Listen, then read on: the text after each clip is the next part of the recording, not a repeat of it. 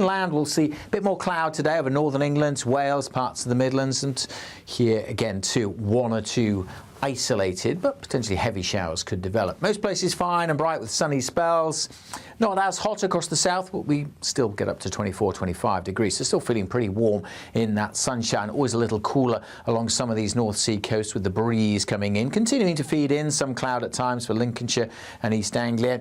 A greater chance through the late afternoon and evening of the odd shower over South Wales and South West England, but they will be very hit and miss. But if we do see one, could be quite a potent downpour. Most of Northern Ireland, most of Scotland having a pretty pleasant summer's evening with a bit of a brisk northerly breeze across the far north, keeping temperatures a little lower here.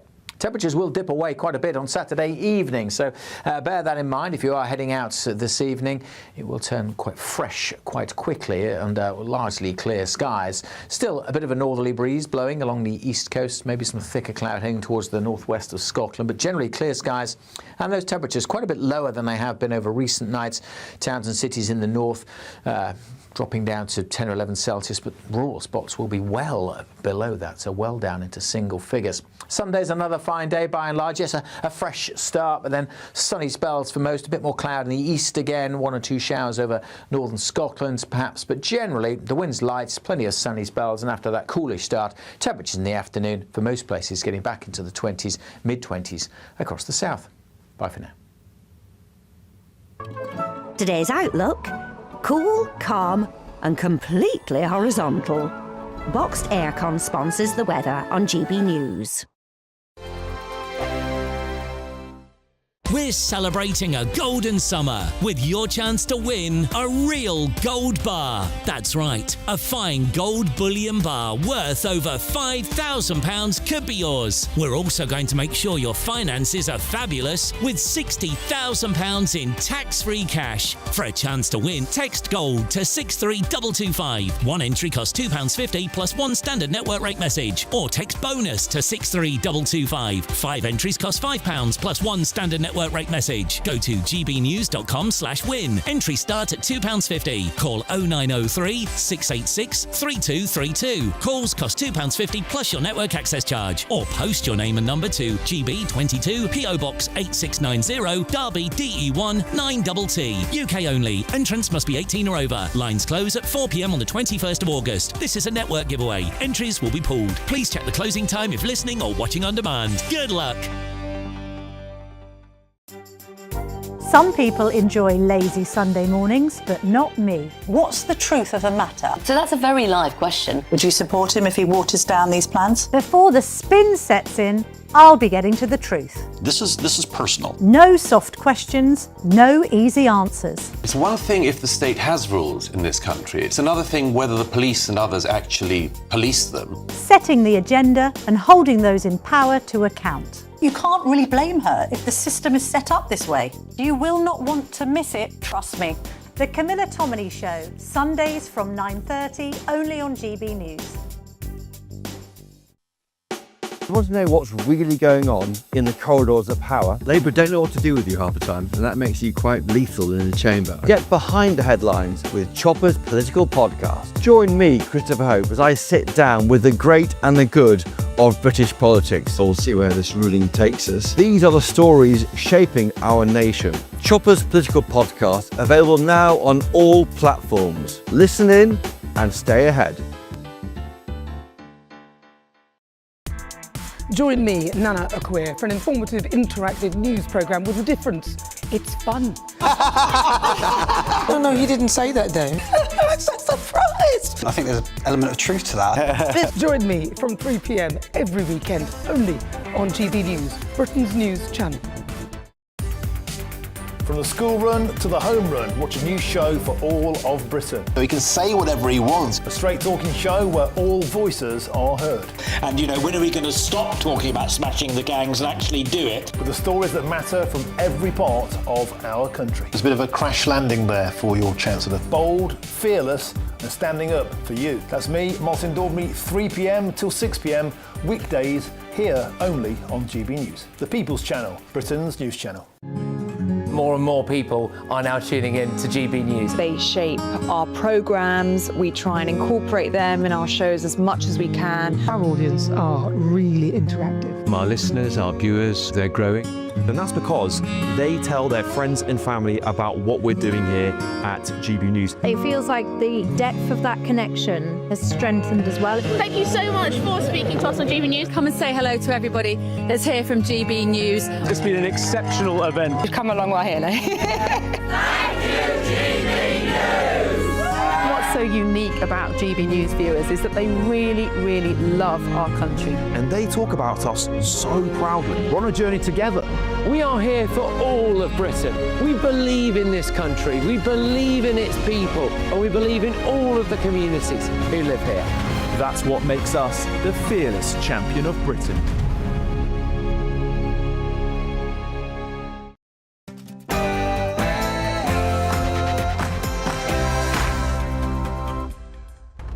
It's 10 a.m. on Saturday, the 18th of July. Live across the United Kingdom, this is Saturday Morning Live. I am ready. Ready to lead and to build on the foundation laid by one person more than any other. Yes, Andy Burnham says he is ready to govern in his first speech as Labour leader.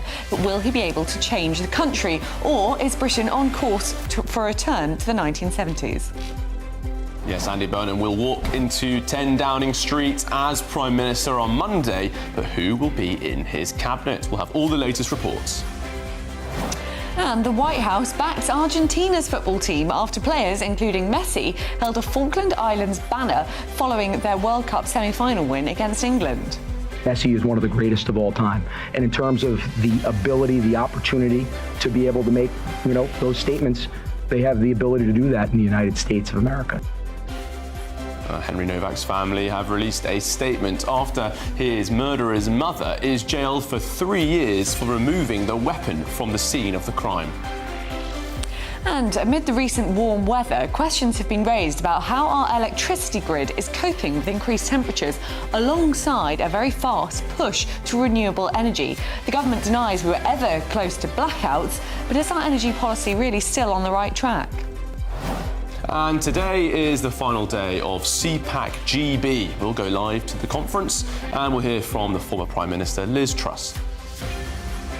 The biggest stories, boldest opinions and liveliest debates over the next 2 hours. I'm Olivia Utley. And I'm Charlie Peters. And your weekend starts here.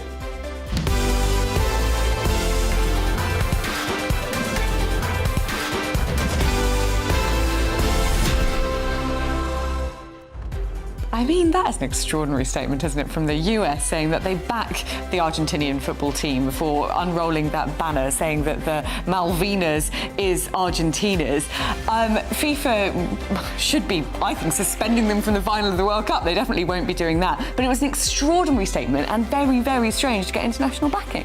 Yes, and do you know what? Back in 1982, when this war happened and that illegal invasion took place from the Argentinian junta, there was a mixed stance from many in the United States. Actually, one of our closest supporters was Joe Biden at the time, then just a young senator. But across the US, some people were urging the United Kingdom not to bother. So it has always been actually a point of contention and with of course, the US. Donald Trump is now threatening to withdraw US support for the British bases on the Falkland Islands as a sort of punishment for Britain for not behaving as he sees fit. So this diplomatic row is getting worse and worse. And I do think it was a rather strange move for the US to stick its oar into a very, very difficult diplomatic situation. I'm sure, while this is all going on in Libya, we're seeing the United States under Donald Trump trying to influence European politics, trying to, particularly for conservative or right-wing parties, say this is what you should be doing.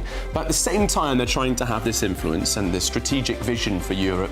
They're also doing things that are obviously going to rile up the public, regardless of who they vote for. Do they not see, perhaps, that trying to support right-wing parties while also attacking our sovereign territory might create a bit of difficulty for those they want to support? Oh well, what do you think? gbnews.com/your say. But before we do anything else, Bethany Elsey has all your news headlines.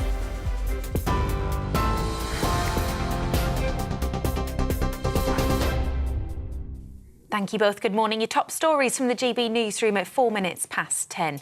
Andy Burnham is preparing to take office as Prime Minister, promising a rapid start focused on the cost of living. The new Labour leader will spend the weekend finalising his cabinet before moving into Downing Street on Monday. He says he'll announce his ministerial team then, after days of speculation over who will take over the top jobs. Burnham is expected to use his first speech in office to promise breathing space for families and set out plans to devolve more power across the UK. The conflict between the United States and Iran has escalated again after a fresh wave of overnight attacks across the Gulf.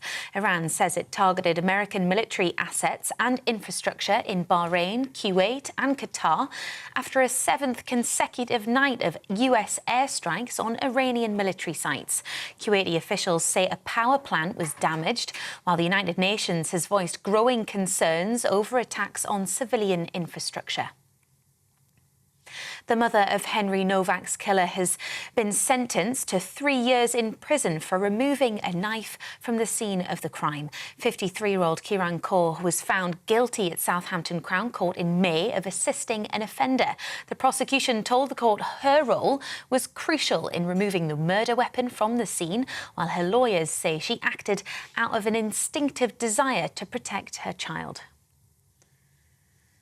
10 delivery workers have been arrested in a government crackdown on illegal working in the courier industry. The Home Office says immigration officers carried out raids at 3 Evri sites in Worcestershire, South London and West Sussex, arresting 10 people on suspected immigration offences. They're now on bail while investigations continue, and ministers say they'll seek to remove those found to have no right to remain in the UK.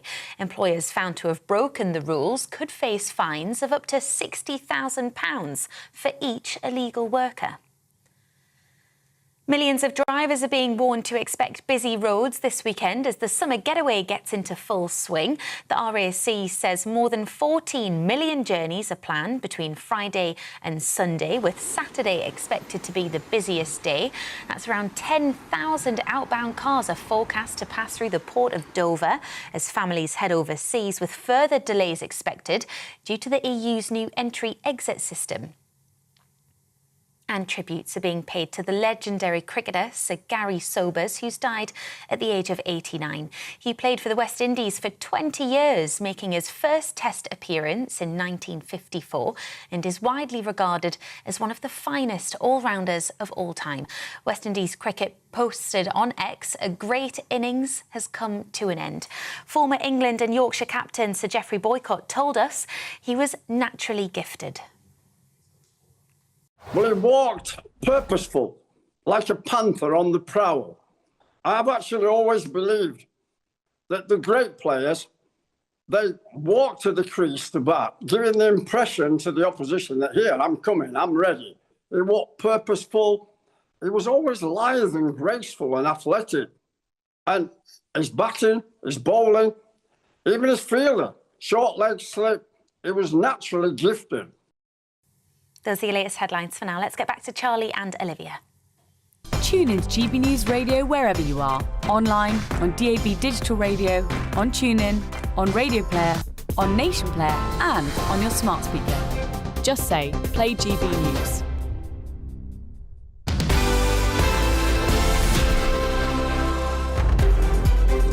Thank you, Bethany. Welcome back to Saturday Morning Live with Charlie Peters and me, Olivia Utley. Now, Andy Burnham has declared that he is ready to govern in his first speech as Labour leader. But some are suggesting that he will be dragging the country back to the 1970s. We can be that party, the party that puts more power in people's hands, drives good growth in every postcode and puts hope in every heart, that gets the country pulling together again and moves beyond the divisions of recent years, all people and all places, public and private sectors, in a new sense of unity and common cause. That's my mission as your new leader, to bring back hope. In his speech yesterday, the incoming Prime Minister set out his vision for government, promising a new kind of politics, less focused on political point scoring. I will be a leader for the North, the South, the East and the West, for Scotland, Wales and for Northern Ireland. Well, Mr Burnham also vowed to make his party distinctly Labour, saying he would not try to out-green the Greens or out-reform reform. But first on the list is choosing his cabinet, with much speculation mounting over who will fill the top jobs. There's, of course, new reporting that Angela Rayner could make a return to frontline politics as the Health Secretary. Well, former Labour MP Khalid Mahmood joins us now. Mr Mahmood, thank you so much for coming on Saturday Morning Live. I'm not going to ask you first up to speculate about the cabinet, because I know no one knows yet. I'm going to ask you, Andy Burnham talks about a new economic model. He got a big round of applause for that. What does it actually mean? It actually means that we get back to the way we were. We had a huge industry which has gone away, and we need to get back to looking at industry. We're putting a huge amount of money into defence. Defence is a leader of creating industry, and what we should do is, instead of giving contracts abroad, we need to get those contracts back in the UK and starting to create our industry getting up and running. And therefore, from that, when you have engineers, and we have people working in industry, you grow more industry for the domestic environment as well. So that's one of the key things. And he wants to be able to control things like water companies, which are absolutely ridiculous, the way they've abused their position, giving money to the shareholders and not reinvesting anything back into the water industry and the railway lines as well. Well, Khalid, you talk about defence and returning to industry. That's all well and good. But yesterday, at this 25-minute long speech, we heard more about Neil Kinnock than we did about policies on tax and defence. He hasn't got much time. He keeps saying he's ready, but there's not any evidence of that yet, is there? Well, look, I think what he's done is a number of speeches that he's had. He's given his broad perspective towards where he wants to go. He will choose his cabinet on Monday. And then in the way he's highlighted the fact that he wants to get back to industrial might back in the UK through defence and through other areas that we're working in, developing, also looking at national housing, which is what we need as well. And so therefore, when you start getting those industries back up and running, that is something that actually flows through rather than just taxation and taxing people. From what I hear, it sounds as though Andy Burnham is very minded to do new oil and gas licences, grant new oil and gas licences in the North Sea. That's something which Ed Miliband, the current Energy Secretary, has pushed back very hard against. Is Ed Miliband going to be for the chop with a new direction under Andy Burnham?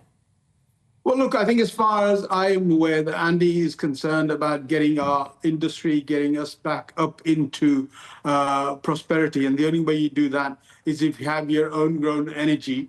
Net zero has cost us a huge amount of money, and it's cost people in terms of the financial issues that people have had. And we want to try and settle that.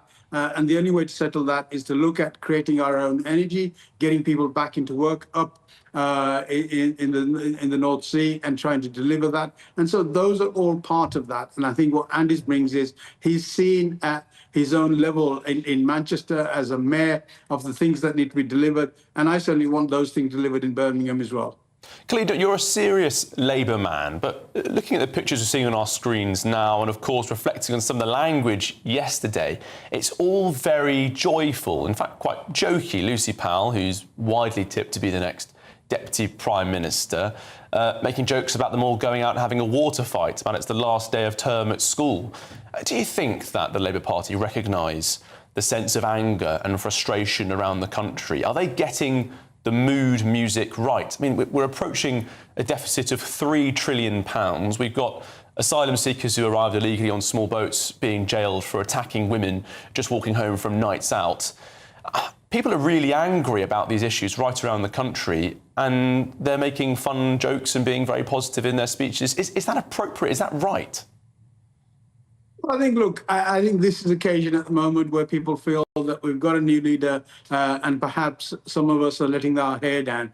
But the serious issue is, from Monday onwards, Andy's got to get in there and start to work. And you're quite right in terms of the boat crossing and the illegal refugees that are coming in, people that are coming in who are claiming to be refugees. That needs to be sorted out. People who are working here without any purpose or recognition to do so are the people that we need to clamp down on, and I'm sure Andy will do that. We need to get our people back into work, people in the UK. We need to get more people. We had a niche report just done very recently, which shows over 1 million young people that need to get back into employment, and we need to get them back into employment as well. Well, Khalid Mahmood, former Labour MP, thank you very much for joining us on Saturday Morning Live today.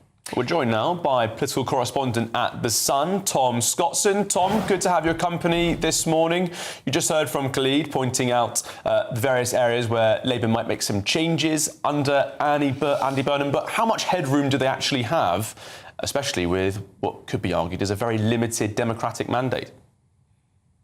Well, thank you very much for having me on. And yes, I kind of agreed with the point that you were trying to make there, that it's going to be very difficult for Andy Burnham. I think yesterday I was watching his speech in the hall to Labour MPs and a few activists.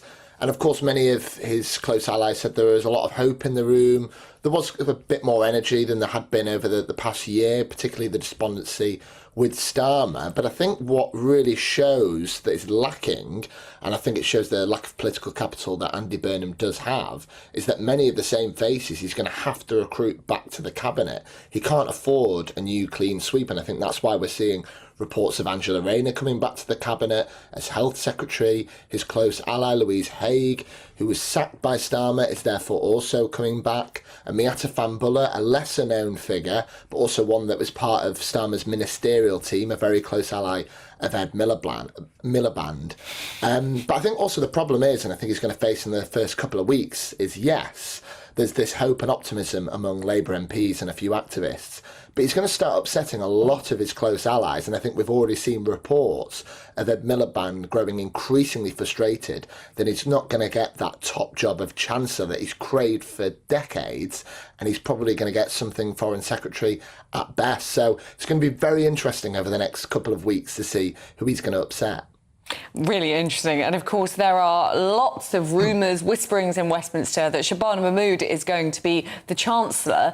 If that is the case, what does that mean for Burnham's immigration policy? Who would go in the Home Office and what would they do there? Again, I think that it's really given a bit of motivation and solace, I'd say, to some of the more sensible, moderate Labour MPs within the party. You know, Shabana Mahmood is seen as a real fixer. And I'd say that out of anyone in government, you talk to people that have worked, particularly in Number 10 in the Home Office, they think that she's probably been one of the most competent ministers in this administration. But yes, no, I agree, Olivia, that you look at someone that has been a fixer and they're moving out, who's going to replace them? I think there could be someone that's maybe a bit more an old pair of hands, perhaps. Not more of a John Healey type figure, not him specifically per se, but someone that maybe served in the new Labour administration, is more on the centre of the party. But whoever it will be, and I think this has kind of been a real trend of anyone who's entered the Home Office, is even if they maybe are on the left, whether it's the Tory party or the left of the Labour Party, as soon as they enter the Home Office, they become radicalised. And because they see all the problems that have happened up front. So I think whoever it's going to be, I think is probably going to follow in the same vein as what Shabana Mahmood has done. Maybe not as effective, but I feel that they'll try and tread some of the same policies that she's trying to bring out. And Tom, just quickly now, we've heard Andy Burnham repeat that he was ready. He kept saying it, perhaps a message of reassurance to the public and to those Labour MPs. There was a lot of criticism of the previous Labour ministry for not being ready, to having no plan for power. But the problem with saying you're ready is you need to demonstrate that you are. Do you think there is enough information, detail and policy ready to go? Because we have heard that he's been preparing for this for a long time. Have you seen enough evidence to make you believe that he is ready for government? I mean, this was kind of a funny thing that Starmer had 4 years to prepare for government and Andy Burnham's had 4 weeks. Now, you know, I do believe he's probably had a little bit longer, as you said, that he's wanted this top job at least since 2010, since he ran for the first Labour leadership almost 16 years ago. Do you think he's got a plan? I think he's got a broad outline of what he would like. I think he would obviously like to devolve more power. He'd like to increase taxes across the board and also increase council housing. But having a broad idea and strategy isn't the same as having an incredibly detailed plan, because the people I speak to who have worked in Number 10 before and really the stressful times over the last 5 and 10 years is that, yes, you can have broad outlines, but as soon as you enter Number 10, you get told many of the national security problems that are facing the country, and you've got to make snap decisions. So you might have all these brilliant ideas and plans, but if they're not detailed enough and not ready to give to the civil service, then you're going to be swamped with many of the national security issues. So I think it's going to be a real problem for him, and I think his political capital might drain quite quickly. Yeah, a problem for him and so many prime ministers before him. Tom Scottson, thank you very much for joining us on Saturday Morning Live. Yeah, thank you, Tom. Well, plenty of you getting in touch on gbnews.com/your say, including Jeff, who says it's horrible when you have to make stories up because nothing is being leaked. Well, Jeff, au contraire. I mean, it feels like every single potential minister is currently briefing themselves into position. There's plenty of leaks right now. Absolutely, and lots of information. That Ed Miliband's team are furious. So I think that ending the briefing culture, which Andy Burnham said yesterday, might be a bit easier said than done. But it is time now for the Great British Giveaway and your chance to win a big golden summer celebration. You could bank £60,000 in tax-free cash and your very own real gold bar worth over £5,000. Here's all the details.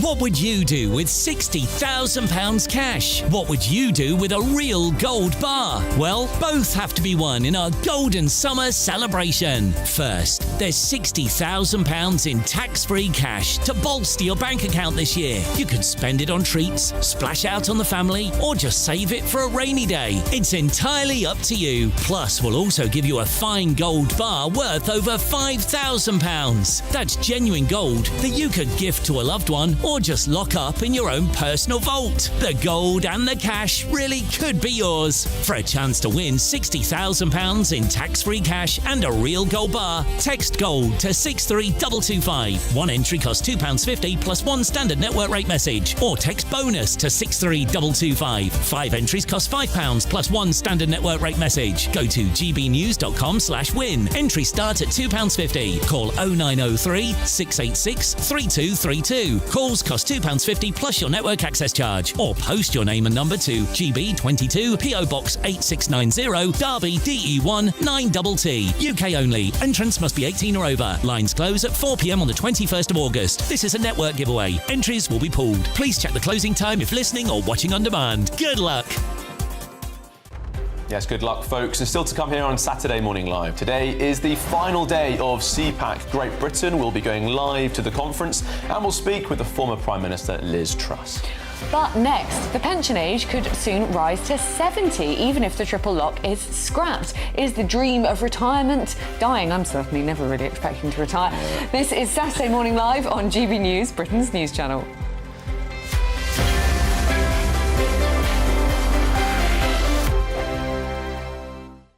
Bold. They are under no illusion. Ray. Are you a human trafficker? Boundless. I've had enough of the nonsense, and I'm not afraid to say it. Don't get this on the BBC. Every weeknight, I tear through the headlines. The smell of gasoline. Should we be worried about it? From Westminster madness to cultural war chaos. What I'm going to do now, they are throwing things out the car as we speak. Get ready, Britain. Here we go. Patrick Christie's tonight, weeknights from 9 p.m, only on GB News, Britain's news channel. At GB News, we love to hear from you, our loyal community. So drop us a line at gbnews.com/your say. There you can talk to each other and also to the presenters live on air. gbnews.com/your say, because GB News is your channel, Britain's news channel. Here at GB News, we made a promise to tell your stories. And on the 6th of August, we're marking 5 years of doing exactly that. Celebrate with us by having your say. Join in the debates live on TV and radio. And meeting your favourite presenters across the country, from Leeds to Aberdeen, from Belfast to Barry Island. Plus, join me in Essex for our biggest live show of the year. Scan the QR code or visit gbnews.com/celebrate. Terms and conditions apply. Join me, Nana Akweer, for an informative, interactive news programme with a difference. It's fun. No, he didn't say that, Dave. I'm so surprised. I think there's an element of truth to that. Join me from 3 p.m. every weekend, only on GB News, Britain's news channel. 5 hosts, 5 opinions, 5 fearless debates, 5 unfiltered takes on the day's news. 5 reasons not to be anywhere else on Saturday night. This is the Saturday 5. You got me good there. Britain's biggest Saturday night TV show. It's not a bad brand. Yeah. Uncensored. Very, very racy tonight on the unpredictable. What did she say? Can you translate it for us? And always entertaining. And how can a country go from being led by William Wallace Saturday nights from 6 p.m. only on GB News. The People's Channel. Britain's news channel. You're going to want to stay tuned, trust me. Some people enjoy lazy Sunday mornings, but not me. What's the truth of the matter? So that's a very live question. Would you support him if he waters down these plans? Before the spin sets in, I'll be getting to the truth. This is personal. No soft questions, no easy answers. It's one thing if the state has rules in this country. It's another thing whether the police and others actually police them. Setting the agenda and holding those in power to account. You can't really blame her if the system is set up this way. You will not want to miss it, trust me. The Camilla Tominey Show, Sundays from 9:30, only on GB News.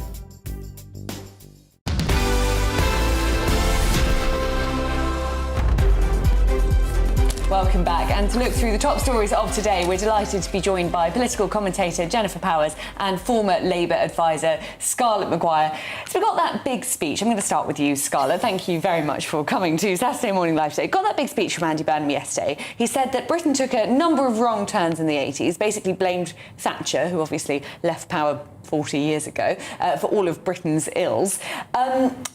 Does that really work as a strategy? Because that implies that everything in Britain was great in the 70s and it all went wrong in the 80s. No, I think anyone who lived the 70s what he's saying, right, is it's... Well, we've got you to decode it. Yeah, it's about the deindustrialisation that happened in the 80s. That there was a lot of factories were closed. We outsourced a lot of our manufacturing to the Far East because it was far cheaper. And there was a government push that we would become a service economy. And that meant, and then, of course, the mines closed, everything like that. I mean, so a lot of skilled manual work went. And actually, to be fair, that's one of the things Boris Johnson was trying to when he talked about levelling up, it was bringing back manufacturing. And if you, Deborah Mattinson, anyway, this wrote a book about why people voted for Brexit, and she looked at 3 towns in particular. All of them thought that if we left the European Union, they'd get their factories That's back. all well and good, Scarlett, but this government is currently pursuing a policy of deindustrialisation, decarbonisation. Net zero is not allowing British industry to return. I visited chemical plants, ceramics factories earlier this year who are really struggling because of the extreme high levels of energy prices. And Jennifer, that's a problem, isn't it? The Labour can talk about reindustrialising the rest of the country, but as it currently stands, it is only making things worse. Indeed it is. And this goes to the problem of misdiagnosis. If he doesn't have a basic understanding of why industry left this country, if he doesn't understand that the artificial net zero target is making us all poorer because, as you quite rightly say, it's pricing out energy intensive industries like chemicals, like manufacturing, then how on earth does he have a plan to address that? And in actual fact, he's doubling down on climate change. We haven't heard him break with the past, break with the Ed Miliband view of the world, which is all about higher energy prices being baked in for decades to come. So I really worry. I mean, it was a speech to Labour faithful. They seem to love it. He's obviously a much more upbeat, affable chap. But in terms of his diagnosis of what's wrong with the country and what to do to put it right, we've seen no indication that he understands that. But actually, it's not bringing back the big industries. And I do think, I actually think that renewables are the answer and will give us masses. Maybe in 2050 or 2060, but not right now, Scarlett. But it's not about bringing back. It's actually about looking at small towns in particular. I mean, the seaside towns, the towns in the north. You go there and they've just got shops. Sure, but how do you revitalise them? It's not about high energy. Yes, it is. It is not about. It entirely is. Yes, it is. If you visit these businesses, it's the first thing they tell you. There's a chemicals plant in West Brom that's had to cut 100 jobs because of the energy costs due to the Ukraine war and it's bringing in new. We need new industry. That's what we can't. Of course, we can't do if energy is that expensive. But by new industry, it's a different sort of industry.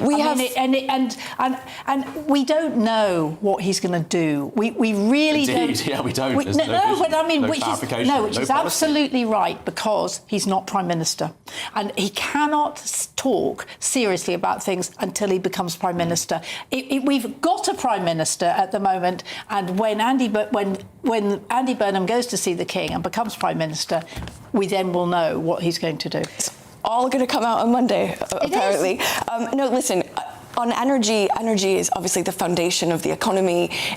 If he keeps with this just crazy abidance with net zero, then that's baking in costs for everything across the economy, not just big industry, but shops and households and all the rest. But jobs as well. I mean, every industry. Every industry. But of course, there's also the hospitality industry that's been very heavily hit, and the leisure and tourism industries, because of the changes to tax and increased minimum wage and all the rest of it, which is making Saturday jobs not exist, making the costs of running a cafe too much, and that's affecting the high street. So again, I go back to a lack of a diagnosis of what's wrong with the country, and I wish him well, and I hope that he grasps these challenges, because as I've said, he's a much better communicator than Starmer. But my word, I am worried that he doesn't understand what's wrong and what he can do about it. He transformed Manchester. It is the biggest. It's got the biggest growth in the country, right? I mean, this is not some naive person who comes in and says, "Oh, it was all her fault, and we're going to do this." I mean, actually, he has plans. He was a steward of Manchester, Scarlett. The revolution in Manchester happened 20 years ago when the city had some great. Yeah. Executive leadership. He came in and he badged the buses. We must give him credit for branding the buses. But actually, what the Labour Council, the leader of the Labour Council, who did begin it, is the first to say is that what Burnham did is he took the idea. He didn't ruin it. No, that's true. I will give him that. But what's really important is he's seen how things work. That's great. He's seen how things work, and he's seen how you can transform places. I will give you that. I think it's great that he has some practical skills and that he's done executive regional leadership. Scarlett, Jennifer, thank you very much. Very nice that you can agree on something at the end of that. I'm sure we'll have lots more in the next hour. Right, let's check in now with Bethany Elsey, who has all your latest news headlines.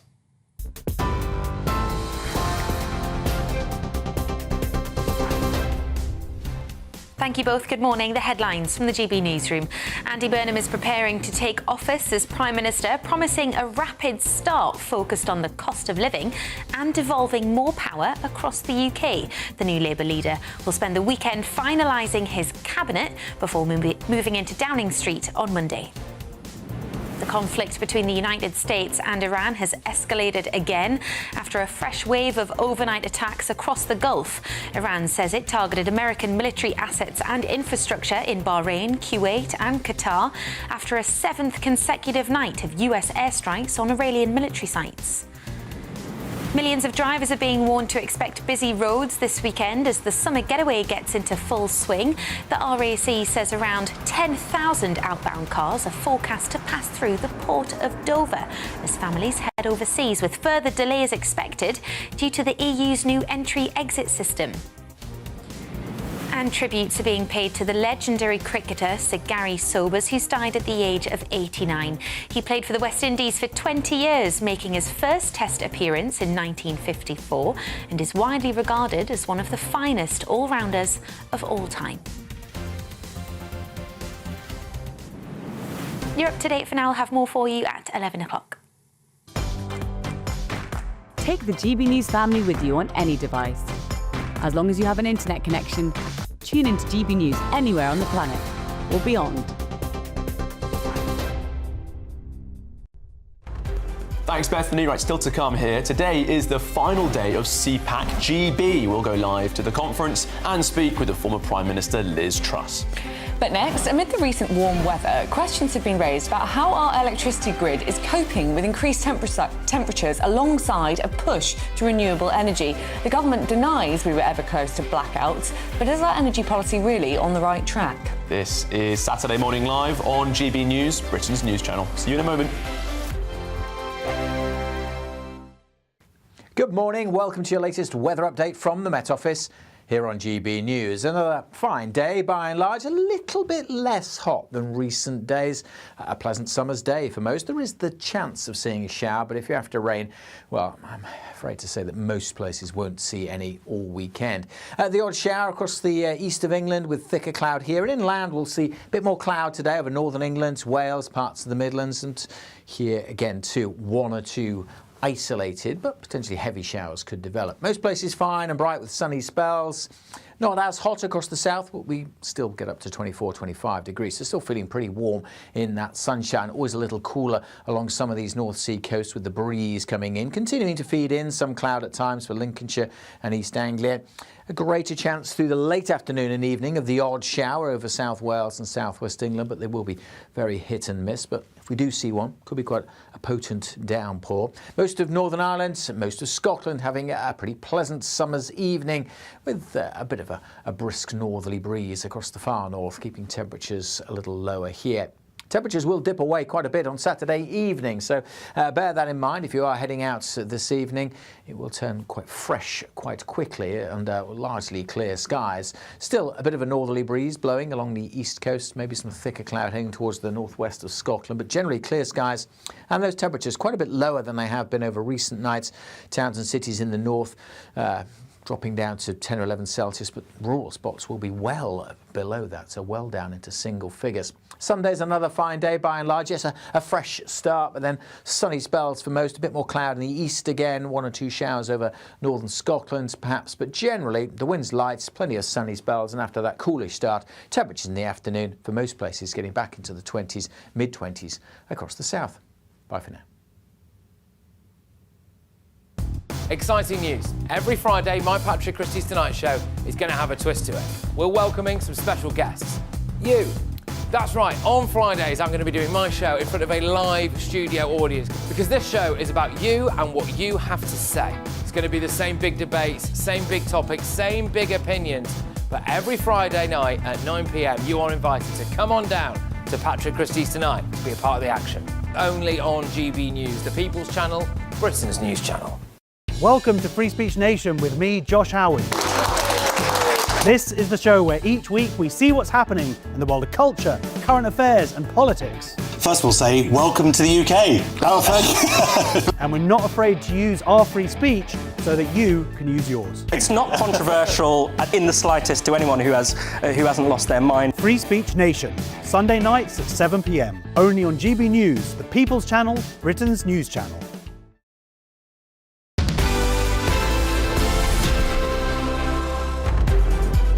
Welcome back to Saturday Morning Live. Now, amid the recent warm weather, questions have been raised about how our electricity grid is coping with the increased temperatures alongside a push to renewable energy. Well, both the Department for Energy Security and Net Zero and grid operator NESO strongly deny that there has been any concern about the electricity grid meeting demand, saying at no time will we close to disconnecting anyone whatsoever from the system, let alone to a potential blackout. Away from specific concerns about the grid, are we on the right track to when it comes to our energy policy? Well, we're joined now by a columnist at The Times, Juliet Salmi, who has a story out today about these warnings and these fears about potential blackouts. Juliet, what have you learned and what have you revealed today?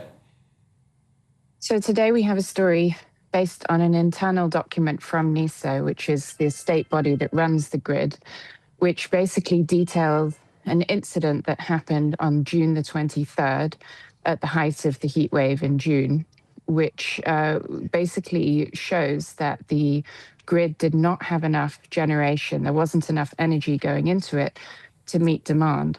And therefore, the frequency of the grid, which is the speed at which the electricity oscillates through the grid, it's the thing that keeps the grid stable, fell below safe levels for a really sustained period. And this incident was not managed properly, the document shows. And there's no reason why it wouldn't happen again and put us in, frankly, a very difficult and dangerous situation. NESO is absolutely categorical that there was no pressure at any point that was going to cut anyone off from the grid. They essentially deny that story entirely. They also say that Britain is far, far better connected than Spain. You talked in your column last week about the Iberia blackout, which happened last April. NESO say that something like that would never happen in the UK because Britain is just far better protected. The system is far more robust. Is that true? That's not what their report says. So, and in fact, what their report says and what we didn't yet have space to put in the article is that someone was actually cut off during that incident on June 23rd, and it was the Netherlands. So, yes, we are quite well connected to our neighbours. That's one area where there has been quite a lot of investment. But the system relies upon a free flow of energy and upon countries being able to call upon one another. And the thing that happened on June 23rd, what was meant to happen when you have a situation like that, the safety protocols dictate that you need to start rationing demand. That means you lower the voltage, you say it's going to take a little bit longer to boil your kettle while we work out how to get more generation. And instead of doing that, what the grid did was basically say to the Netherlands...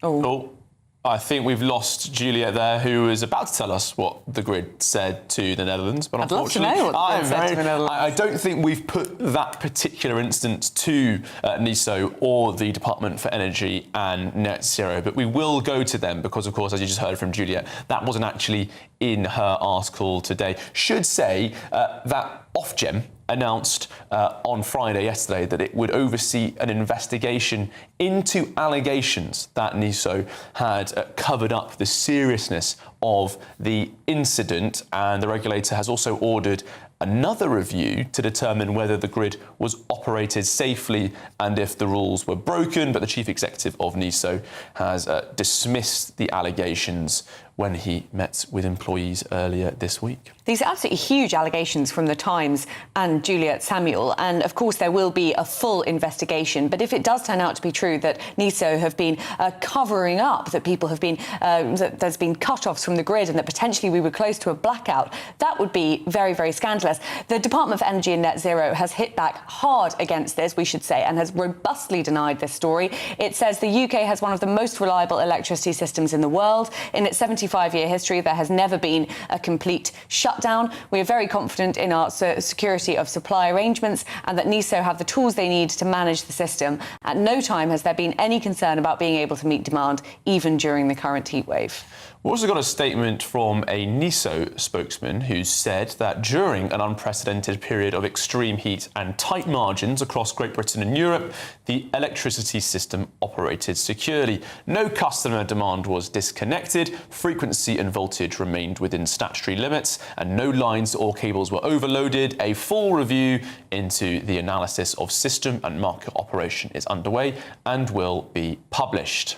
Well, into allegations relating to that cover-up that we were talking about at NESO, a spokesperson said NESO takes whistleblowing allegations extremely seriously and has commissioned an independent external investigation led by Eversheds Sutherland, reporting to an independent panel.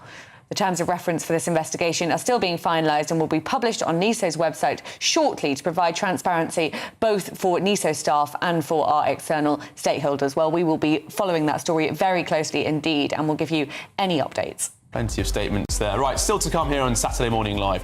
We will go live final day of CPAC GB, the conference there in East London, and speak to the former Prime Minister Liz Truss. But first, if you are in search of some holiday sun, here's the forecast for some of the top European destinations.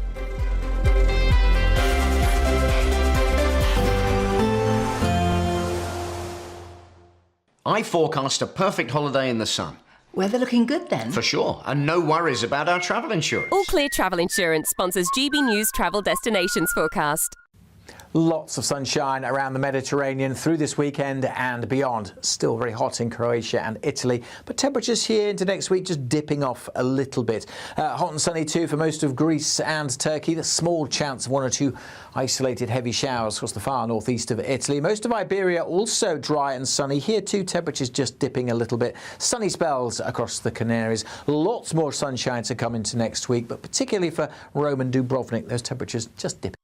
All Clear Travel Insurance sponsors GB News Travel Destinations Forecast.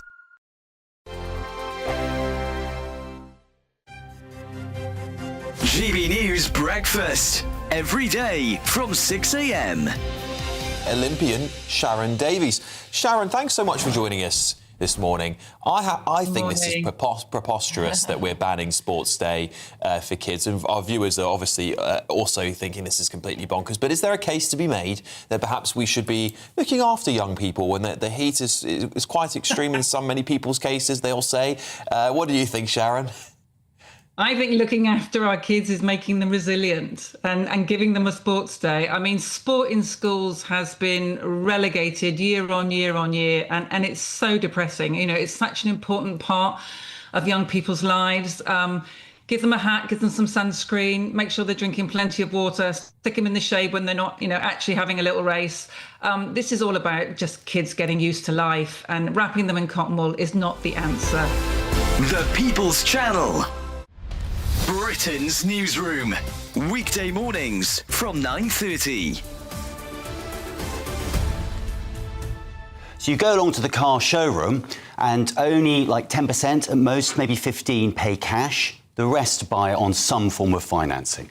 And you often buy, it's a bit like a mortgage, and it's like buying a mortgage from the estate agent, which we all know is a terribly bad idea. Yeah. But this is what people did. And the scandal is, the guys in the showroom were acting as dealers and brokers, and they were in many cases inflating the interest rate that you paid so that they could get a bigger commission. And they didn't declare that. So you basically ended up paying more for your car than you would otherwise have done if you'd gone into the open market and found yourself, a better deal. How did that come to light? Well, over many years. I mean, this has been going on since 2007. GB News, the People's Channel. GB News Breakfast. Every day from 6 a.m. Ruth Ellis was executed on the 13th of July 1955. She was convicted of murdering a partner, David Blakely. There's been a long campaign about what to do about all of that. She has now had a conditional pardon, which would mean she would have been sentenced to life rather than sentenced to death.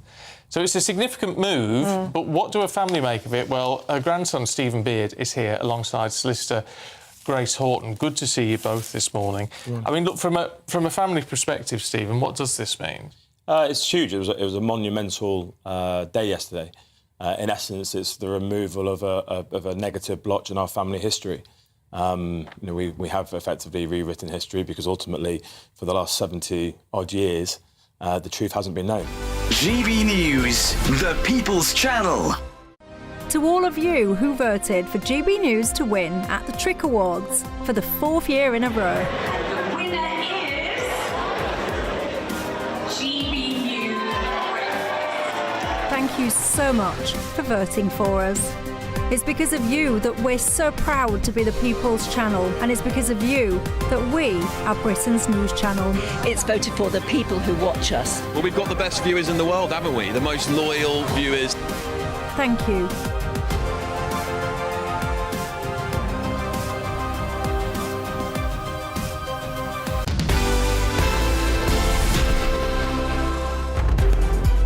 Welcome back to Saturday Morning Live, and it's the third and final day of GB's first Conservative Political Action Conference, hosted in London by the former Prime Minister Liz Truss. Well, a number of prominent Conservative figures have spoken over the conference and are set to speak in this final day, including Australian Senator Pauline Hanson and Florida Governor Ron DeSantis. We're pleased to be joined now by the former Prime Minister, Liz Truss. Ms Truss, thank you so much for joining us.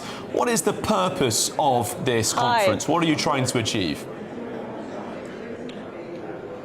Well, what the title of the conference is, Save Britain, Save the West. We know that Britain has been taken over by the progressive blob, that we have a stagnant economy, that we've got a problem with illegal migration, that people are being locked up in jail for speaking out freely.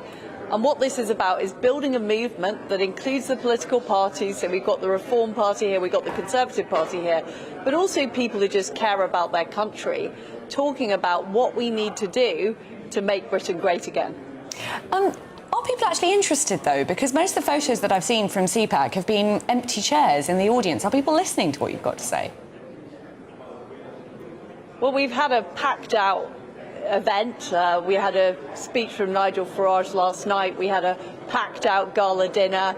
We've got lots of things going on in this conference. So we've got an exhibition hall with things like a golf simulator. We've had people enjoying themselves, and it's been a very positive, energetic event. Golf simulator sounds great. Liz, you were speaking about the blob that's generated in Britain. Do you concede that you a role in expanding that blob when you were a minister under the Conservatives, particularly when you described yourself as a LGBT plus ally, and you'd also told the Equalities and Human Rights Commission that the government did not intend to prevent biological men identifying as women and using female-only facilities. Are you not an example of someone who used to promote the blob? Well, if you remember, I was actually the Equality Minister that stopped self-ID. This was a policy that Theresa May had introduced that would have meant that men could say they were women with no checks and balances, no medical records. And I stopped that in the House of Commons. I was attacked by everybody from Stonewall to Pink News at the time because it was a controversial view. But I'm the person that stopped that act, which I think would have been a disaster. And we've seen what's happened in Scotland with men raping women in women's prisons and so on. And I'm proud to be the minister that stopped it. And look, I think of all the people in the Conservative Party, I'm the one that took on the blob most. And in fact, when I was Prime Minister, I tried to change things, and the Bank of England deliberately sabotaged my plans. So I consider myself Britain's #1 fighter against the blob. Liz Truss, you're sounding like a little bit of a conspiracy theorist here. The Bank of England ruined my plans. You were Prime Minister for 49 days. You predicted yesterday that Andy Burnham is going to lead the party into financial crisis. I think quite a lot of our viewers would say to that, well, you can talk. Well, look at the facts of what happened, Olivia. The night before we announced the budget, the Bank of England, that had been printing money for over a decade, suddenly stopped printing money and started a quantitative tightening programme. They announced the sale of £80 billion worth of gilts. They didn't consult me. They didn't tell me what they were planning. And 2 years later, they produced a report saying 2/3 of that market crisis was down to them. And this is the kind of thing that should be reported on channels like GBNews. And frankly, there's not enough analysis. I don't know, Olivia, if you've read that report that the Bank of England put out in 2024, but those are the facts of what happened. And unless the British media start reporting on the damage the Bank of England has done to our country, we're not going to have an honest debate about why we're in the mess we're in. It is. You're talking a lot about concerns about saving Britain, saving the West. In particular, lots of conversations at CPAC about mass immigration. Do you regret your role in promoting the Boris wave, in particular when you praised the massive rise in student visas and other visas from India after that trade deal that you were central to with India in 2021? Well, I didn't do a trade deal with India. I did trade deals with more than 60 countries, including Australia, but the India trade deal was not mine. And when I was Prime Minister, I wanted to curb the number of student visas being offered, and particularly student dependents. But unfortunately, I was deposed from office, as you've already mentioned, and I wasn't able to enact those policies in time. Well, Liz Truss, thank you very much for joining us on GB News from the final day of that CPAC conference. Thank you. Thank you, Liz Truss. I do think, people who were Conservatives 5 years ago and were part of the Conservative Party when it made all these mistakes, a lot of Conservatives have owned those mistakes.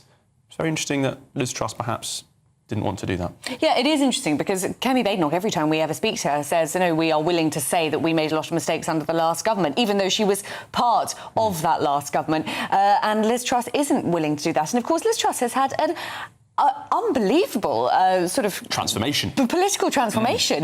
She was a Lib Dem back in the day. She was Arthur a Thatcher, Cameroon minister in the days of the sort of big society. That's not the sort of right-wing Liz Trussism that we see these days. Yeah. It sometimes feels as though actually she is a politician who goes with the flow. Yeah, if you're going to praise a massive rise in Indian students coming to Britain and then 5 years later you're very angry at mass immigration, you need to own that, I think. But there we go. Right, just to clarify, a comment that Liz Truss made about transgender prisoners. The Scottish Prison Service said it remained committed to upholding the rights, safety and well-being of all people living and working in our establishments. Well, we've got lots more to come on Saturday Morning Live, including more of today's top stories, the latest cues from Dover amid the summer getaway, and what will Andy Burnham do on foreign policy?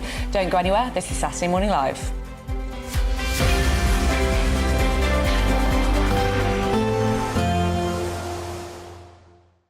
Expect warm spells with the odd rude interruption. Box Boilers sponsors the weather on GB News. Hello there, good morning. Welcome to your GB News weather update from the Met Office.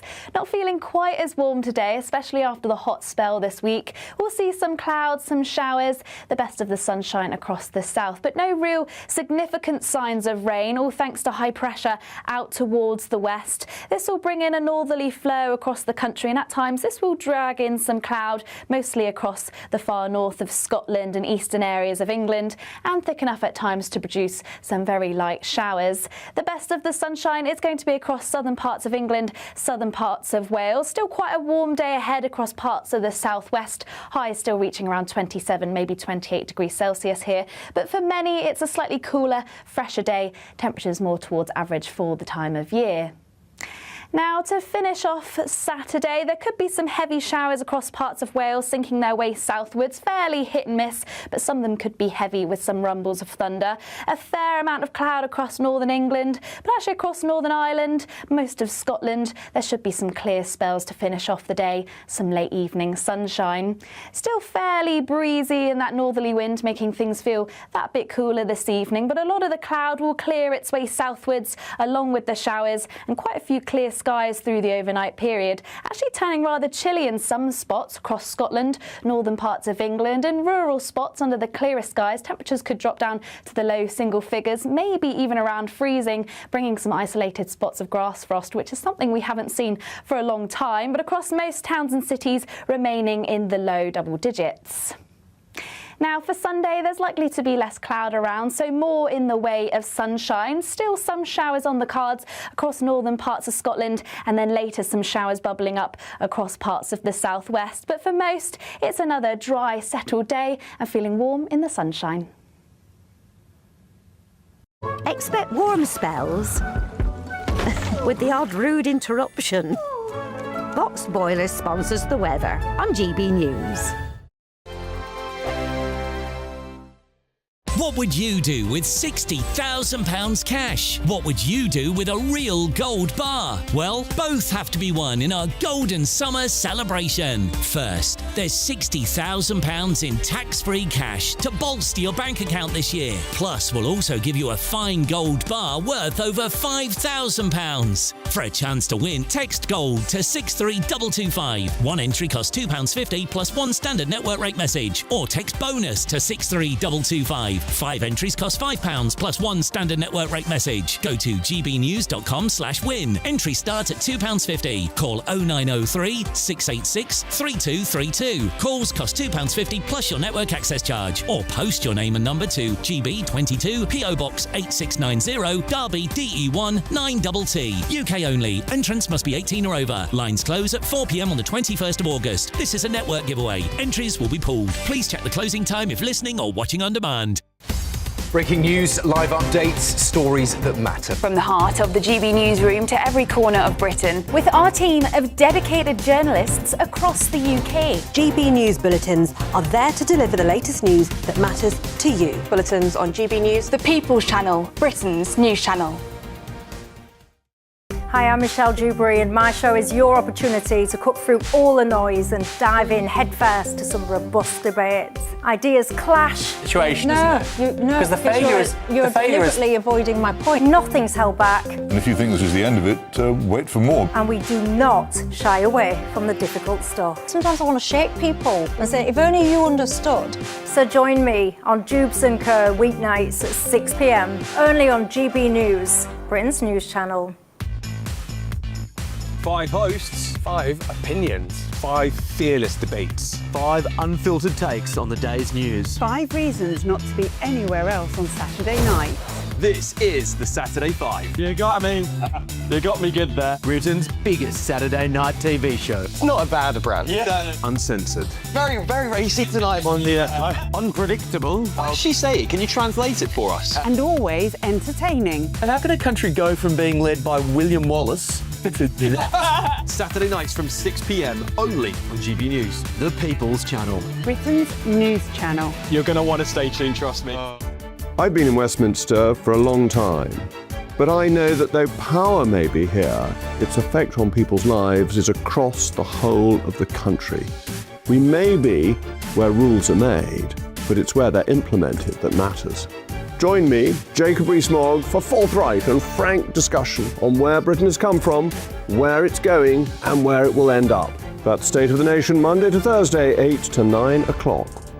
Vox Populi, Vox Dei.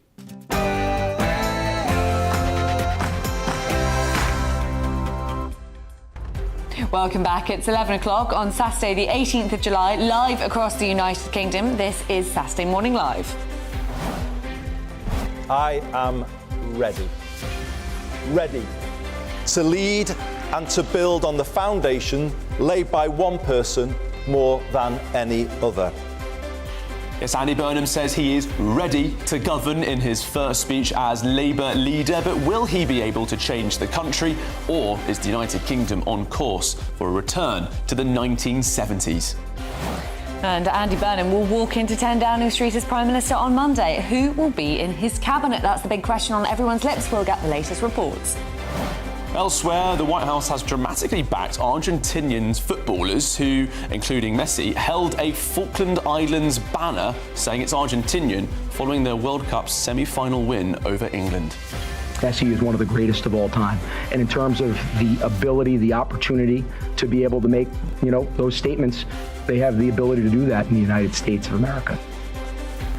Elsewhere, Henry Novak's family have released a statement after his killer's mother is jailed for 3 years for removing the murder weapon from the scene of the crime. And amid the recent warm weather, questions and concerns have been raised about how our electricity grid is coping with increased temperatures alongside a push to renewable energy. The government has denied that we were ever closer to blackouts, but is our energy policy on the right track? And queues were already building up at the port of Dover this morning as the new EU entry-exit system disrupts holidaymakers' plans for a summer getaway. Simon Calder will join us later in the programme to bring us everything from there. The biggest stories, boldest opinions and liveliest debates over the next hour. I'm Olivia Utley. And I'm Charlie Peters, and your weekend starts here.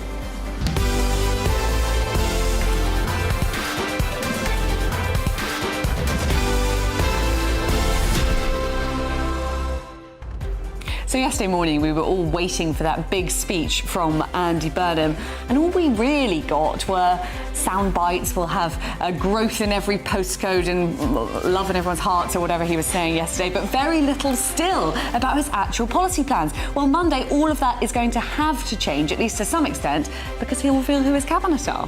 Lev, what do you make of the Conservative new attack line or attack name for Andy Burnham, calling him Eyelashes Andy? Do you think this is a smart strategy? I think it's drawing attention to a physical feature of his. Never Hear Keir has a lot of potential. It had a lot of power. Potentially it worked. He's not going to be Prime Minister in a day's time, but eyelashes, Andy, I can't really see that having the devastating impact it might. No, and Andy Burnham's quite proud of his eyelashes, He loves isn't he? his eyelashes. I don't think he minds that very much. Yeah, I'm not sure if that one's going to stick. We will have to see. He's yet to be Prime Minister, of course, despite how much we are all talking about him. And those briefings are swirling. Ed Miliband, furious, it sounds like. He's not going to be the Chancellor by the sounds of it, and he is not happy. Will he even stay as Energy Secretary? I'm quite looking forward to Monday to find out. Who would you like to be in the Cabinet? Do let us know and send your views on everything else we will be talking about today by visiting gbnews.com/your say. But before we do anything else, Bethany Elsey has all of your latest news headlines.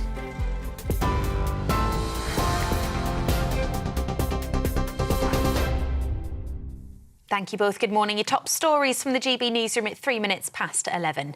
As you've been hearing, Andy Burnham is preparing to take office as Prime Minister, promising a rapid start focused on the cost of living. The new Labour leader will spend the weekend finalising his cabinet before moving into Downing Street on Monday. He says he'll announce his ministerial team then, after days of speculation over who will become Chancellor. Burnham is expected to use his first speech in office to promise breathing space for families and set out plans to devolve more power across the UK.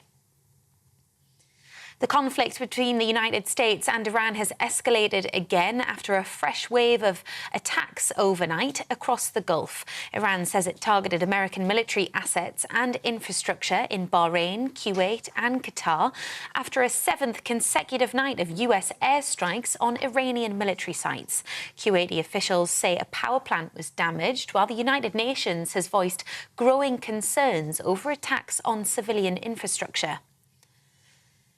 Meanwhile, fighting between Ukraine and Russia has intensified overnight. 3 people have been killed in Ukraine as Moscow targeted the country's Black Sea ports. And waves of Ukrainian drone attacks have killed 7 warehouse workers in Russia and injured dozens more. Back in the UK, a man has admitted killing a child and seriously injuring 2 others in a crash whilst being over the limit for drink and drugs. 24-year-old Jamie Fountain collided with 3 boys. 2 were riding a bicycle and the other was on a scooter on Greenfield Road in Bedfordshire, close to midnight back in April. The car was found damaged and deserted in a nearby street shortly afterwards.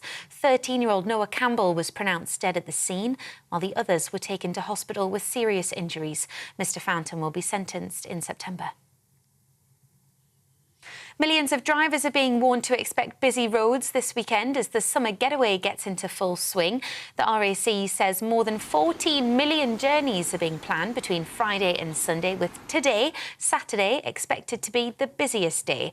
Around 10,000 outbound cars are forecast to pass through the port of Dover as families head overseas, with further delays expected due to the EU's new entry-exit system. And tributes are being paid to the legendary cricketer Sir Gary Sobers, who's died at the age of 89. He played for the West Indies for 20 years, making his first Test appearance in 1954, and is widely regarded as one of the finest all-rounders of all time. West Indies Cricket Club posted on X, "A great innings has come to an end." Former England and Yorkshire captain Sir Geoffrey Boycott told us he was naturally gifted. Well, he walked purposeful, like a panther on the prowl. I've actually always believed that the great players, they walk to the crease to bat, giving the impression to the opposition that, here, I'm coming, I'm ready. He walked purposeful. He was always lithe and graceful and athletic. And his batting, his bowling, even his fielder, short leg slip, he was naturally gifted. You're up to date for now. I'll be back in half an hour. For all the latest from GB News whilst you're on the go, get the GB News app. Scan the QR code now to download or visit gbnews.com/app.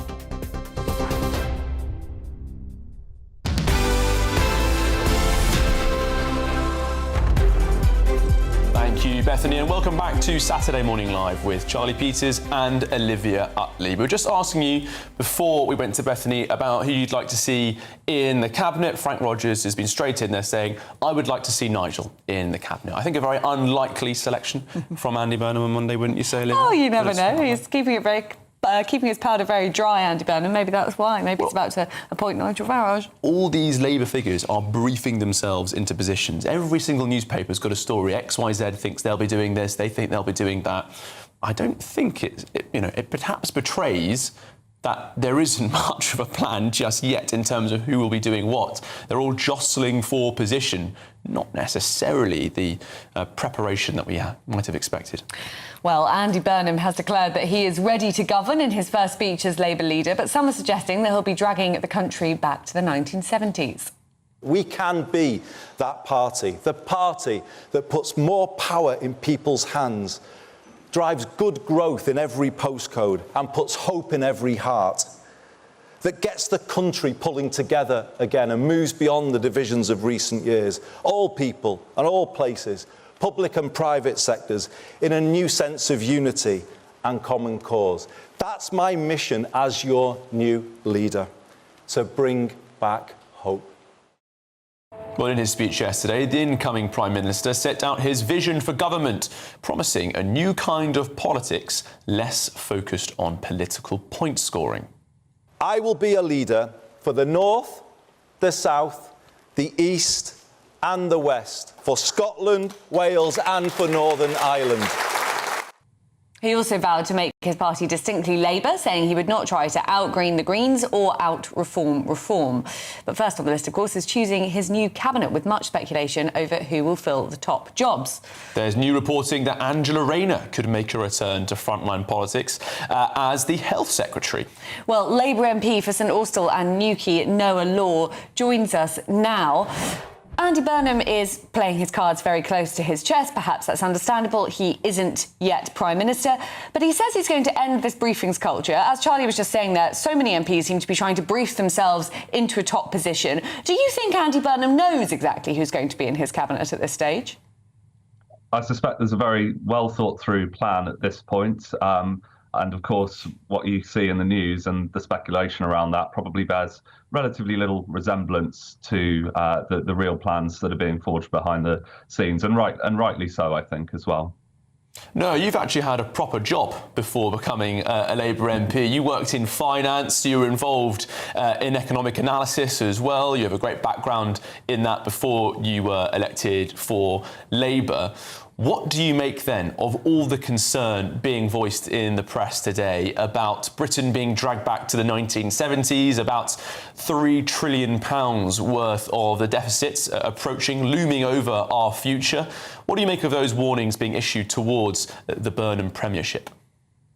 I think we're obviously in a very challenging position macroeconomically speaking, and that huge amount of debt that was largely built up in and around the pandemic and sort of during the Johnson years with Rishi Sunak as Chancellor. I'm not saying all of those decisions made at the time were wrong, but the reality is it left a lasting legacy and economic scarring, which puts us in altogether a more challenging position. So I would say that whilst there is a wish to be bold and, of course, deliver that growth and investment in every corner of the country, we are facing really significant constraints.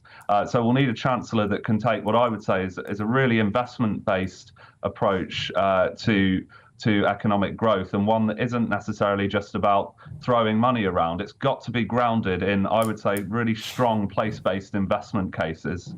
Well, one of the reasons that Britain has struggled to grow under Keir Starmer, and to be fair, before that, is because we do have some of the highest electricity prices in the whole of Europe. That's having an effect on pretty much every single business, big and small, in the country. And part of the reason for that is our very, very fast push towards net zero. Do you think Andy Burnham might go a little bit more slowly on net zero, perhaps give new licences for new oil and gas fields? Well, Olivia, I would dispute the idea that it's been the push to net zero that's pushed us into having the highest electricity costs. I think gas, coal, renewables, whatever form of generation, we simply haven't built enough. And we know right now that renewables offer the cheapest levellised cost of electricity, even though there have been rises there. But there have also been massive rises in the cost of gas turbines and the cost of delivering thermal power, which you don't hear so much about because frankly, we haven't been building that kind of power for a long time. We just need to build more. We need to get more generation capacity out there. And that's been the priority of this government, which has approved more offshore wind than we have in a long time. And of course, under the last government, under the Conservatives, we had a de facto ban on onshore wind, which was completely foolhardy given where we've ended up now and the global costs of gas and all the energy crises that we're facing. No, do you accept that one of the main reasons why Sir Keir Starmer is no longer going to be Prime Minister from Monday is that he failed to control his own MPs who resisted his plans, particularly when it came to cutting welfare? And if you do accept that, are you concerned then that Andy Burnham is not going to have the same whipping approach to his MPs? It's going to be treated more as a sort of an open discussion, no factions. It sounds as though perhaps Andy Burnham isn't looking to have as many tough battles within the Parliamentary Labour Party, but critics will say those are the battles that the country really needs a Prime Minister to fight. The welfare bill is absolutely ginormous and we can't really afford public spending anywhere else. I think part of how you win those tough battles, Charlie, is through a consensus building approach. And that's exactly what Andy's described in a much less divisional politics within the party, which I think is a great starting point. But also making sure that every colleague on our Labour benches has a way to input to that. And also that we're less of this point-scoring culture that I think has been around in politics for the last 10 years. I think social media has intensified it. And he said very clearly in his speech yesterday that he wants us to see more consensus cross-party when we can, because that is how we deliver lasting change. Well, Labour MP for St Austell and Newquay, Noah Law, thank you very much for joining us on Saturday Morning Live. Thank you, Noah. Right, so one area of policy where Andy Burnham will be tested on is, of course, foreign policy. That's because Sir Keir Starmer spent his last full day as Labour leader in Kyiv with Volodymyr Zelensky. Yes, the incoming Prime Minister has already caused controversy after apologising for Labour's initial response to conflict in the Middle East. Let me start by saying the unbearable suffering in Gaza is a scar on our collective conscience. It's completely unacceptable that innocent Palestinians, including children, continue to be killed. We've got to do more to put pressure on the Israeli government. I want to repeat what I've said before about the actions of Hamas and the monstrous October the 7th terror attack, which I condemn as strongly today as I did in the immediate aftermath. I know many people feel that at the start of Israel's military action in Gaza, my party didn't get it right, and I am sorry about that. The response has too often not been good enough. We need to do better. Well, of course, the cabinet reshuffle is what's on everyone's minds, but who will Andy Burnham pick for Foreign Secretary? CEO of the Coalition for Global Prosperity, Ryan Henson, joins us now. Ryan, very good to have you in the studio this morning. Who will be the Foreign Secretary is a big discussion at the moment, but some people are even suggesting it's not even that important a job anymore, increasingly just a sort of a global ambassador almost. Well, I certainly think that Keir Starmer took a leading role in foreign policy, so there's something in that. But actually, at this pivotal moment in history, when the threats and challenges to the UK are at their starkest and most severe since the end of the Cold War, it's still a huge, huge job. So it's a really big deal who he appoints, and he has to get it right. Who would you like to see as the new Foreign Secretary, Andrew? Well, I actually think, regardless of who takes the role, the most important thing is that they are up to the challenge that we face. The war in Ukraine shows no sign of abating. The conflict between the US and Iran isn't going anywhere. And that's before we even get onto China and other regional conflicts around the world.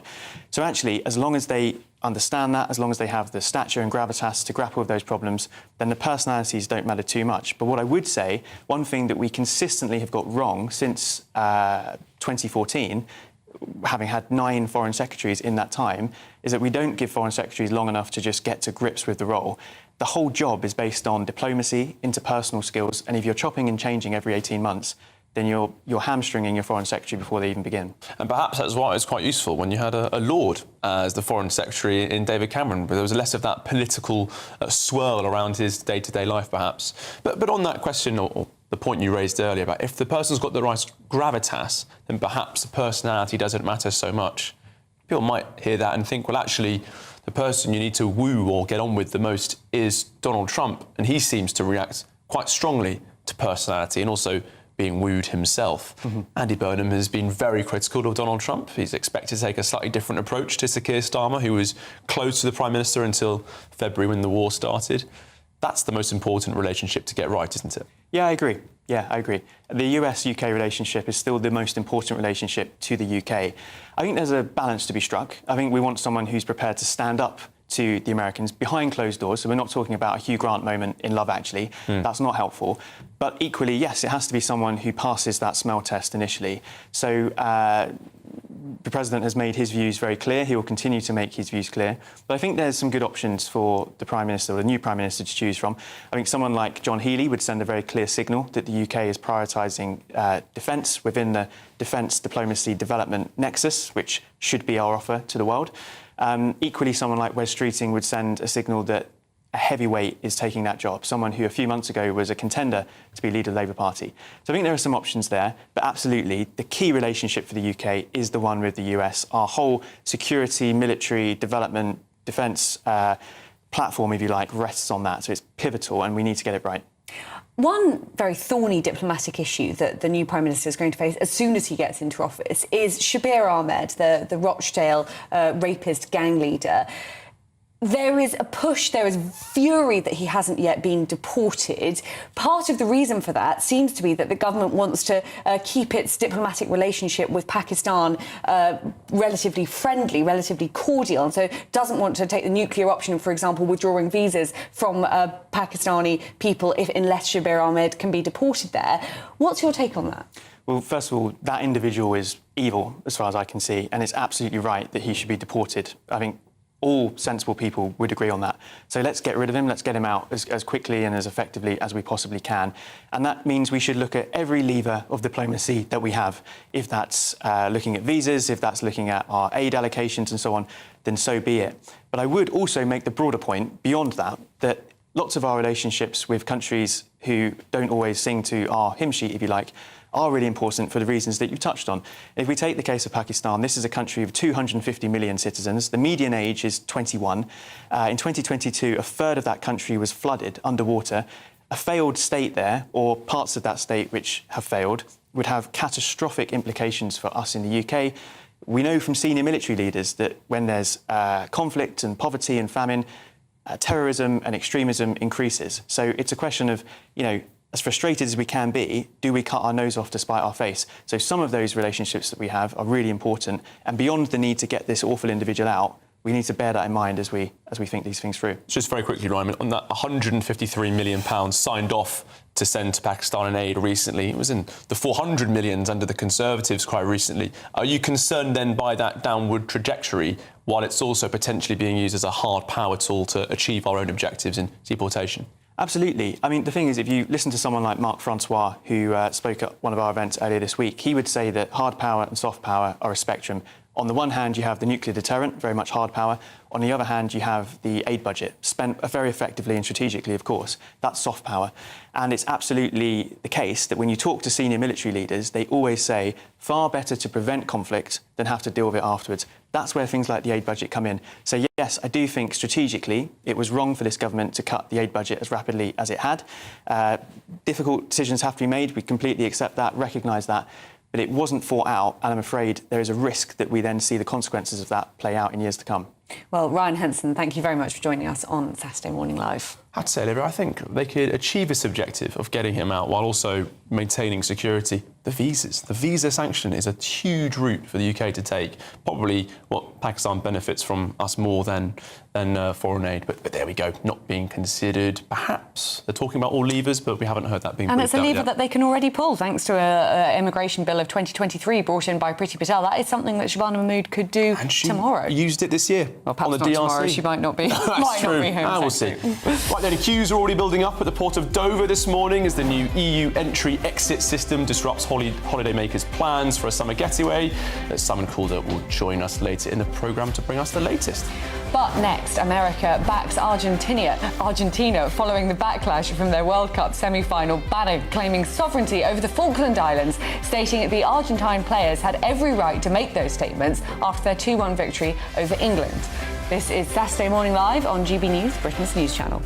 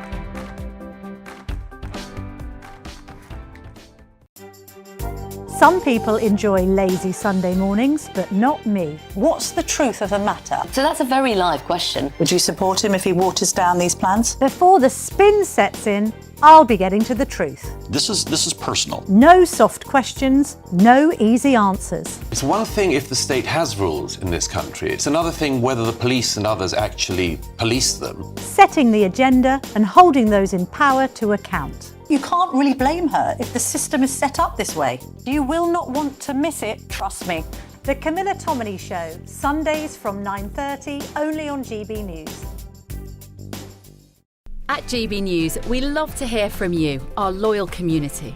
So drop us a line at gbnews.com/yoursay. There you can talk to each other and also to the presenters live on air. gbnews.com/yoursay, because GB News is your channel, Britain's news channel.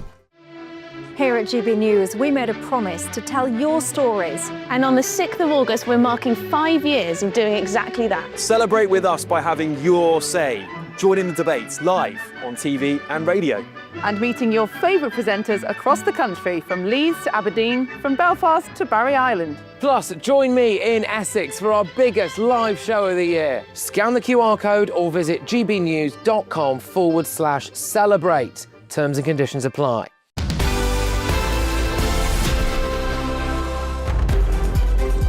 Welcome back to Saturday Morning Live. Right, we're looking through the papers now with our political commentator Jennifer Powers and the former Labour advisor Scarlett Maguire. Welcome back, you two. Hello. All good? Yes, absolutely. You've been geared up for a conversation about Argentina now, Scarlett. I know. And Donald Trump. And Donald Trump. Tell us more. Yes. So, as we can remember, after that terrible, terrible loss that we had against Argentina, some of the players held up a big banner saying Las Malvinas son Argentina, which is false as well. Which is false. But the Falklands are Argentinian. And the British government said, and the British FA said, hold on, you're not allowed to do this because we are not allowed to have political protests. And this is a FIFA rule that's been going on, for decades, right? That you don't have political protests. No, the English team weren't even allowed to wear poppies on remembrance. No, precisely. And do you remember in Qatar that Harry Kane wasn't allowed to wear a pride thing? I mean, you are not. It is absolutely banned. However, Trump says this is American soil. They can say what they want because it's a free country. What to that point, Jennifer? As an American in the room, we can say that. Of course, the First Amendment right protects them from prosecution. They can't be criminalised for their speech. Yes. But Scarlett's quite right. There's a different rule here, which is FIFA rules. Scarlett is correct on this. Trump is wrong, but also Trump isn't someone who's concerned about the detail of many things. He is someone that I think we've become accustomed to stream of consciousness, where the man just says what pops into his head.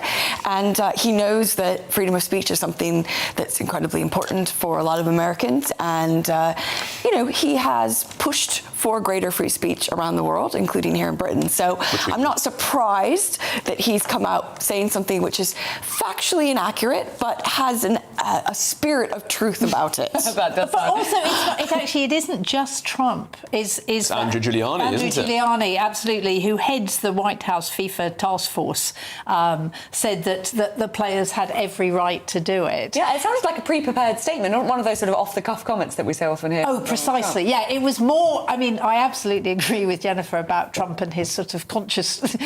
we sort of every time he has a thought, we see it on Truth Social. But this was real. And also, I mean, we do know that Trump is so angry with Keir Starmer for not backing him in Iran that he's threatened. Can I say that in 1982, which obviously is before any of you were born, but I was around, that when the Falklands battle happened, the Americans did not support us. Joe Biden did.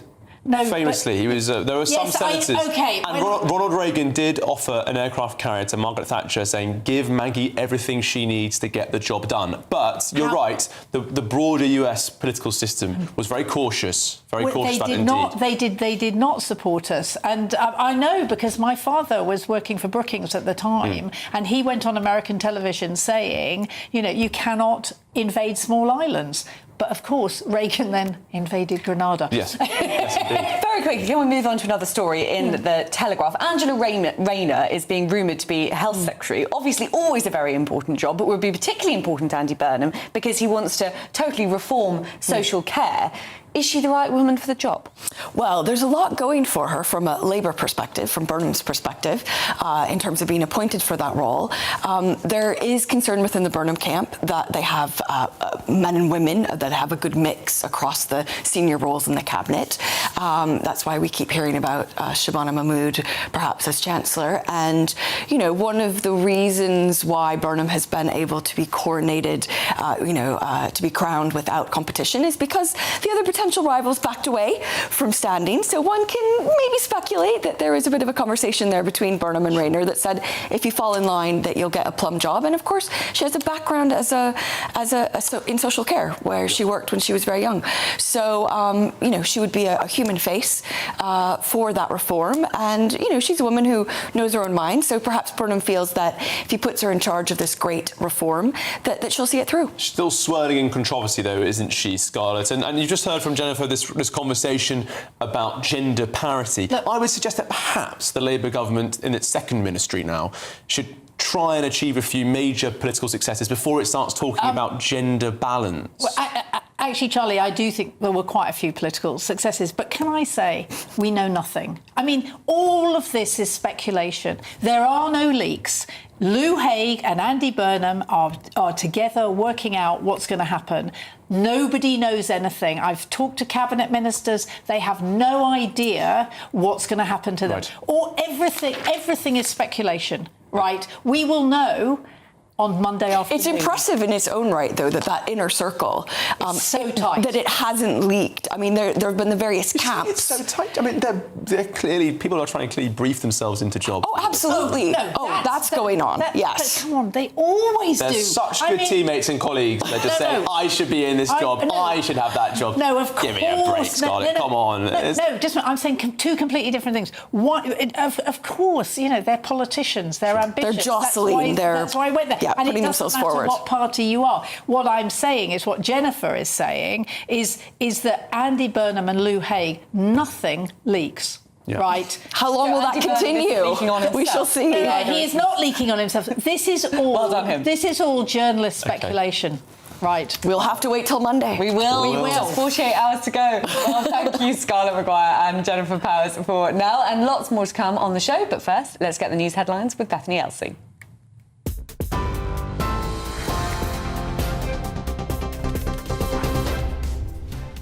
Good morning. The headlines from the GB Newsroom. The new Labour leader Andy Burnham is preparing to take office as Prime Minister on Monday, promising a rapid start focused on the cost of living and devolving more power across the UK. Iran says it's targeted American military assets and infrastructure in Bahrain, Kuwait and Qatar after a 7th consecutive night of US airstrikes on Iranian military sites. Millions of drivers are being warned to expect busy roads this weekend as the summer getaway gets into full swing. The thousands of cars passing through the port of Dover should expect further delays due to the EU's new entry-exit system. And tributes are being paid to the legendary cricketer Sir Gary Sobers, who's died at the age of 89. He played for the West Indies for 20 years, making his first Test appearance in 1954. He's widely regarded as one of the finest all-rounders of all time. You're up to date for now. I'll have more for you at midday. Take the GB News family with you on any device. As long as you have an internet connection, tune into GB News anywhere on the planet or beyond. Thank you, Bethany. Well, still to come, will Andy Burnham scrap the triple lock? He's been told this week that getting rid of the policy could save it £60 billion.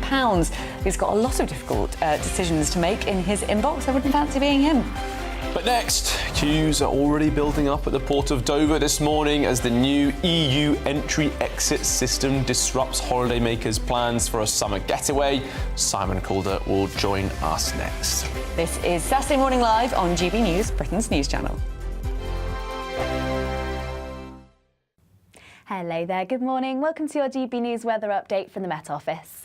Not feeling quite as warm today, especially after the hot spell this week. We'll see some clouds, some showers, the best of the sunshine across the south, but no real significant signs of rain, all thanks to high pressure out towards the west. This will bring in a northerly flow across the country, and at times this will drag in some cloud, mostly across the far north of Scotland and eastern areas of England, and thick enough at times to produce some very light showers. The best of the sunshine is going to be across southern parts of England, southern parts of Wales. Still quite a warm day ahead across parts of the southwest. Highs still reaching around 27, maybe 28 degrees Celsius here. But for many, it's a slightly cooler, fresher day. Temperatures more towards average for the time of year.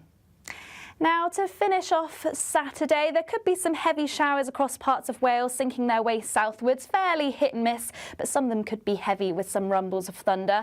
A fair amount of cloud across northern England, but actually across Northern Ireland, most of Scotland, there should be some clear spells to finish off the day, some late evening sunshine. Still fairly breezy in that northerly wind, making things feel that bit cooler this evening, but a lot of the cloud will clear its way southwards along with the showers, and quite a few clear skies through the overnight period, actually turning rather chilly in some spots across Scotland, northern parts of England, and rural spots under the clearest skies. Temperatures could drop down to the low single figures, maybe even around freezing, bringing some isolated spots of grass frost, which is something we haven't seen for a long time, but across most towns and cities remaining in the low double digits. Now, for Sunday, there's likely to be less cloud around, so more in the way of sunshine. Still some showers on the cards across northern parts of Scotland, and then later some showers bubbling up across parts of the southwest. But for most, it's another dry, settled day and feeling warm in the sunshine. As soon as it hits 11 and the headlines come in, The Late Edition brings you the breaking news from all the front pages. because the news is going to happen. So get a head start today. Patrick Christie's tonight, late edition. Alex Armstrong tonight, Late Edition. From 11 o'clock every night. Only on GB News, the People's Channel, Britain's news channel. Join me, Nana Akwe, for an informative, interactive news programme with a difference. It's fun. No, he didn't say that, Dave. I'm so surprised. I think there's an element of truth to that. Join me from 3 p.m. every weekend, only on GB News, Britain's news channel. Breaking news, live updates, stories that matter. From the heart of the GB newsroom to every corner of Britain, with our team of dedicated journalists across the UK. GB News bulletins are there to deliver the latest news that matters to you. Bulletins on GB News, The People's Channel, Britain's news channel.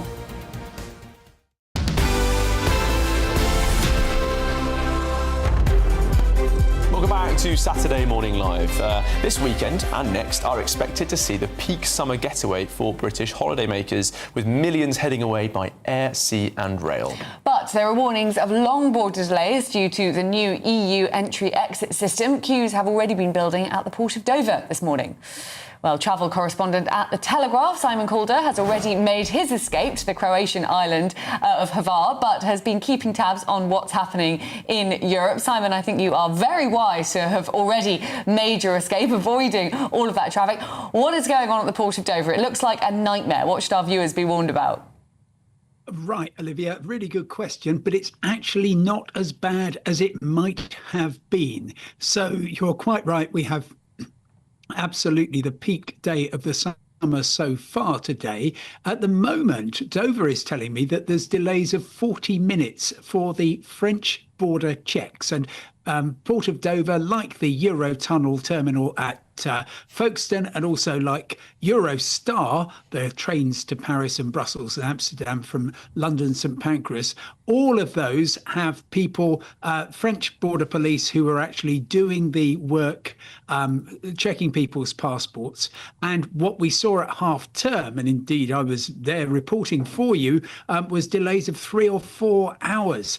But the government here says that they've been talking to the French government and that they've got assurances that they've got extra staff coming in and keeping things to a kind of manageable length.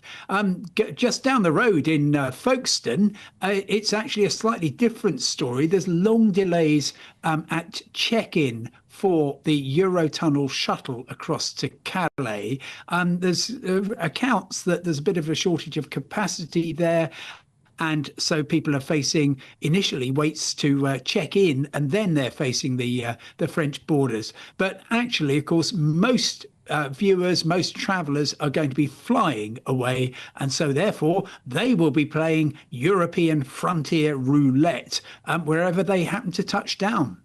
European frontier roulette. Not exactly got the same ring to it as Russian, does it, Simon? But certainly it sounds like a tricky one to be facing. What about people who are looking to still make their summer plans? Perhaps not this weekend, that really would be last minute. But for people who are looking to get away next weekend, perhaps during this peak season, where should people be looking, Simon? What are the good routes and places to go that you would recommend? Well, it appears, Charlie, that actually a lot of people have maybe been put off because of the problems that they've seen arising from the entry-exit system, partly because they might be worried about fuel shortages, although that particular worry has gone away, I hope, permanently. But I am seeing some extraordinary deals, mostly actually to the Greek islands, places like Kefalonia and Zante. Get along to your travel agent. I've seen even travelling out next week, so pretty much peak of the summer getaway. Things like £200 per person for a family of 4 going from Bournemouth, and that's a proper package holiday with flights and baggage and transfers and accommodation. Extraordinary prices. So if you have just waited, then maybe this is a really good time to go. And of course, the great thing about Greece is that they have said, we are not going to be doing any of that biometric stuff. So you won't have to have your fingerprints taken when you go into Greece. You won't have to have a facial biometric. They just want to check your passport and you're in. I actually, for this trip, flew out to Mykonos, beautiful island. It took me 2 minutes to get through passport control. I'm also hearing that people are having a good time getting into Cyprus, currently outside the Schengen area. Ireland, of course, who wouldn't want to go to Ireland? And Turkey, again, outside the Schengen area, outside the EU, and therefore a relatively good bet for people who want to avoid the possible hassles of the entry-exit system. Oh, Simon, I feel I've booked my summer holiday too early. I wish I got all those tips from you before. You've talked about road travel, you talked about air travel. What about the rails? Talking as someone who happens to be going to Cornwall by rail tomorrow, what can we expect? OK, well, let's hope things will be going well. We've actually got, would you believe, for instance, in Wales, Transport for Wales is saying that some of their services are being cancelled or delayed because of the hot weather. Over the weekend, you'll probably be OK. Once we get into Monday, Goodness me, things get really tricky on a couple of intercity main lines. That's East Midlands Railway running from Sheffield, Derby, Nottingham and Leicester down to London, and Avanti West Coast from Scotland, from Northwest England, West Midlands to London. They are both cutting the number of services that they are running for slightly different reasons. Avanti West Coast says, actually, we don't want to be running empty trains, so we're going to be cutting a number of services. East Midlands Railway says quite a lot of our trains aren't working as they should be, so we are going to be cutting some of those. But I tell you what, and it's been so interesting, your coverage of Andy Burnham, interesting first day when suddenly an awful lot of travellers find that, oh, where's my train gone? It's been cancelled, but I thought you were going to sort out the railways. So that could be an interesting discussion to be had. It's, well, interesting times for travellers. Meanwhile, I hope most people will be able to make their getaway and hope to get somewhere lovely and sunny like Croatia and have a wonderful holiday just on your way back. Everybody get to the airport in plenty of time, because you will have to have your passport checked on your way out. And we've already seen, sadly, stories this summer of people who've got to the airport in good time. They thought they'd been so held up that the plane's gone without them. We don't want that, do we? All right, Simon Calder, travel correspondent at The Telegraph. Thank you very much for your time this morning. Well, still to come, will Andy Burnham scrap the triple lock? He's been told this week that getting rid of the policy could save £60 billion. What other difficult decisions has he got ahead? We'll tell you much more after your latest holiday forecast.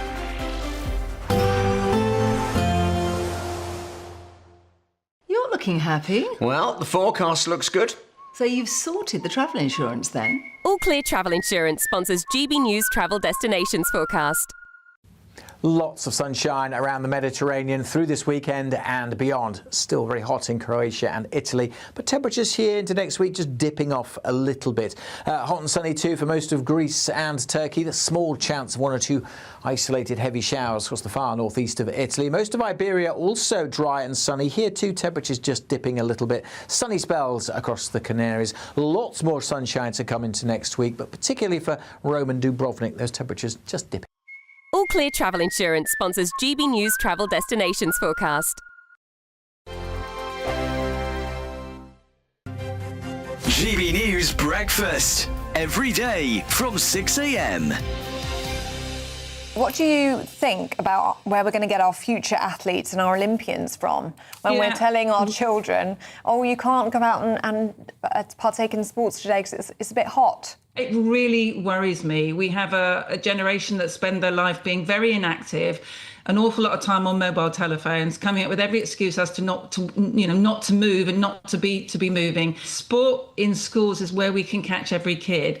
And the kids that will lose out are the kids that come from areas of deprivation, because the parents that can afford to make sure their children do sport will still do that. But the parents that can't afford, sadly, will miss out. So it's really important that our kids, do enough physical activity, lay down these habits, understand about how their body works and nutrition and food and looking after themselves and health. We have a health crisis. It's really important we start early.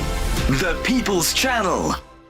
This is GB News, Britain's news channel. GB News entertainment editor Alex Davies joins us now. What a woman, what a voice, what an incredible life. What more can you tell us? Yeah, like you said, she's a singer whose songs have transcended generations, really. Everybody knows Total Eclipse of the Heart. Everybody knows Holding Out for a Hero. She's been awarded an MBE. She represented the UK at Eurovision. And it's just very sad. Tributes have already started to pour in from across the showbiz world and just fans in general. This is somebody who's, like I said, transcended generations with her music and will continue to do so posthumously. Well, thanks so much. I met her just once in a green room. She was an absolute delight, and even speaking, she had that great rasping voice. Oh, what an incredible voice. Incredible voice. GB News, the People's Channel. Britain's newsroom, weekday mornings from 9:30. So you go along to the car showroom and only like 10% at most, maybe 15 pay cash. The rest buy on some form of financing. And you often buy, it's a bit like a mortgage, and you buy, it's like buying a mortgage from the estate agent, which we all know is a terribly bad idea. But this is what people did. And the deal is, the scandal is, the guys in the showroom were acting as dealers and brokers, and they were in many cases inflating the interest rate that you paid so that they could get a bigger commission. And they didn't declare that. So you basically ended up paying more for your car than you would otherwise have done if you'd gone into the open market and found yourself, a better deal. How did that come to light? Well, over many years. I mean, this has been going on since 2007. GB News, the People's Channel.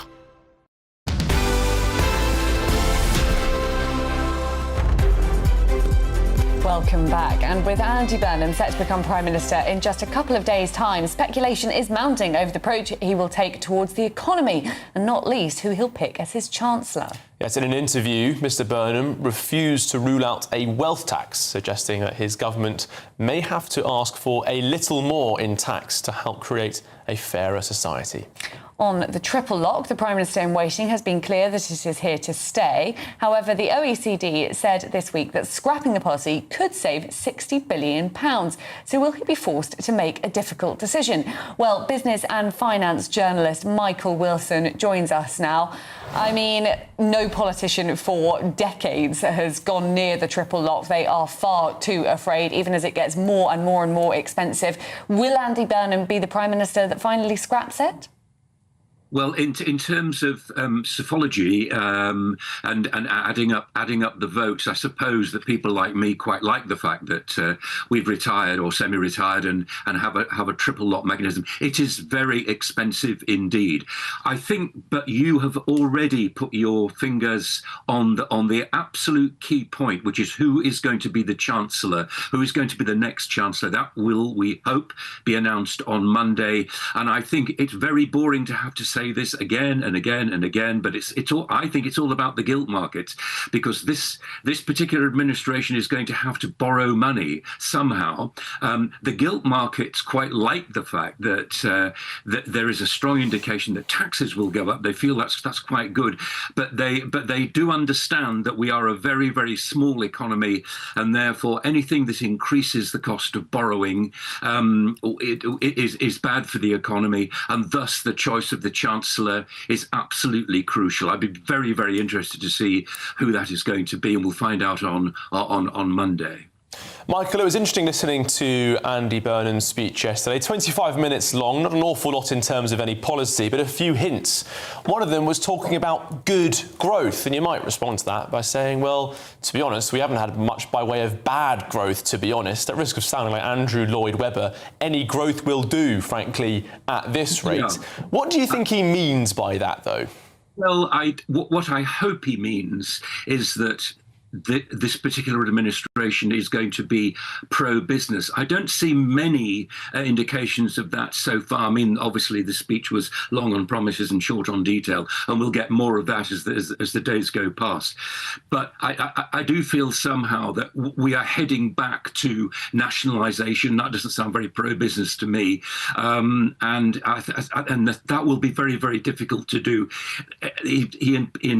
I'm sure that he will attempt to nationalise everything that moves, and that will be very, very, very expensive indeed. Because remember, somebody has to pay the bills at the end of the day, and who is that going to be? Well, you and me. That's who it's going to be. So taxes, life is going to get very, very, very much more expensive. But the absolute key is, I still think, who the Chancellor is going to be, and that will be a big decision. And we'll hope to hear about that on Monday.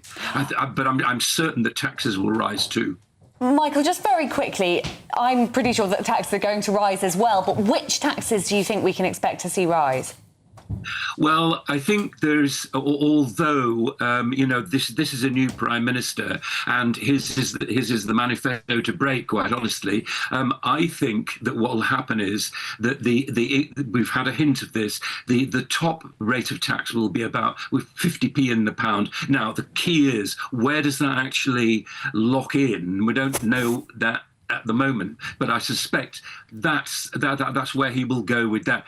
I don't subscribe to taxing the wealthy. I think that these are very, very mobile people who will move around, and as soon as they fear that they're going to be taxed, they'll go and domicile somewhere else. I don't necessarily think that's the answer, but generally speaking, certainly thresholds will stay exactly the same, and we will all end up paying more tax. Michael Wilson, thank you so much for your time and insight this morning. Thank you, Michael. Speak soon. And thank you all for joining us at home today for Saturday Morning Live. But don't go anywhere, as Tom Harwood is up next with The Weekend. Tom, nice to see you on a Saturday. What's coming up on the show? Well, lots coming up on the show. Of course, we're going to be diving into the politics. What might an anti-Burnham government look like? We'll also be talking, frankly, about oil and gas. More than 7 in 10 Brits back North Sea gas over imports. Could this be a big turning point for this new government? And also, there's a bit of football going on today. I don't know if you've heard. It's the race to try and get a medal, and I think that's at least worth talking about. Hopefully, we can come away with a bit of an Agincourt victory over the French. But all of that's to come and much more after your latest weather forecast.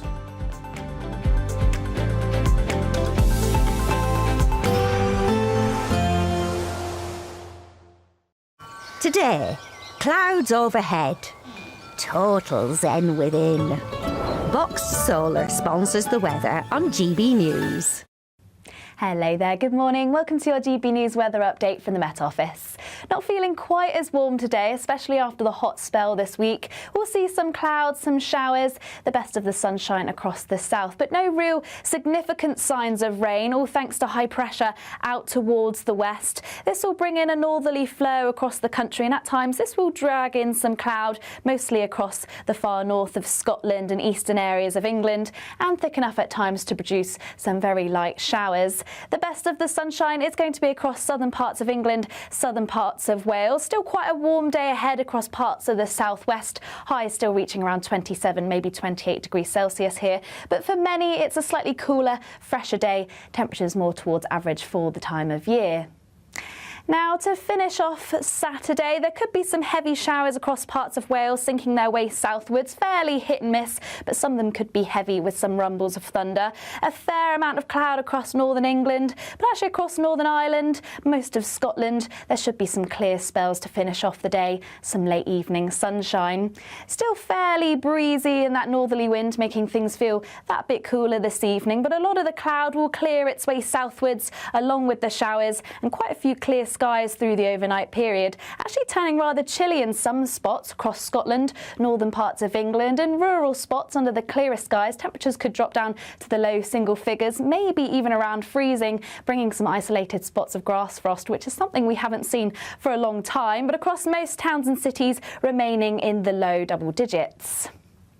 Now, for Sunday, there's likely to be less cloud around, so more in the way of sunshine. Still some showers on the cards across northern parts of Scotland, and then later some showers bubbling up across parts of the southwest. But for most, it's another dry, settled day and feeling warm in the sunshine. Today, clouds overhead. Total zen within. Boxed Solar sponsors the weather on GB News. We're celebrating a golden summer with your chance to win a real gold bar. That's right, a fine gold bullion bar worth over £5,000 could be yours. We're also going to make sure your finances are fabulous with £60,000 in tax-free cash. For a chance to win, text GOLD to 63225. One entry costs £2.50 plus one standard network rate message, or text BONUS to 63225. 5 entries cost £5 plus one standard network rate message. Go to gbnews.com/win. Entry start at £2.50. Call 0903 686 3232. Calls cost £2.50 plus your network access charge. Or post your name and number to GB22 PO Box 8690 Derby DE1 9TT. UK only. Entrance must be 18 or over. Lines close at 4 p.m. on the 21st of August. This is a network giveaway. Entries will be pulled. Please check the closing time if listening or watching on demand. Good luck. Britain deserves a newsroom that puts the facts and your voice first. Well, and that's what you get on GB News. Lively debates, lively conversation. And we're not afraid to hold power to account. and each other. So join me, Andrew Pearce. And me, Miriam Cates, for Britain's Newsroom, weekdays from 9:30 on GB News. Hi, I'm Michelle Dewberry, and my show is your opportunity to cut through all the noise and dive in headfirst to some robust debates. Ideas clash. Situation, isn't it? Because the failure is you're deliberately avoiding my point. Nothing's held back, And if you think this is the end of it, wait for more. and we do not shy away from the difficult stuff. Sometimes I want to shake people and say, if only you understood. So join me on Jubes & Co. weeknights at 6 p.m. only on GB News, Britain's news channel. Do you trust what you're being told? Good, because neither do I. Those are just facts. I'm Alex Armstrong, and on my show, we'll expose the spin. Well, I want to answer that because you didn't let me last time, because you always speak over me. The broken promises. To deny that is denying the truth. And the hypocrisy. Allow. Stop. You think we can allow? Politics, policy, parliament. Nothing is off limits. No sugarcoating, no fear of offence, just the truth laid bare. Tune in every Saturday and Sunday at 9 p.m. for Alex Armstrong Tonight, only on GB News, Britain's news channel.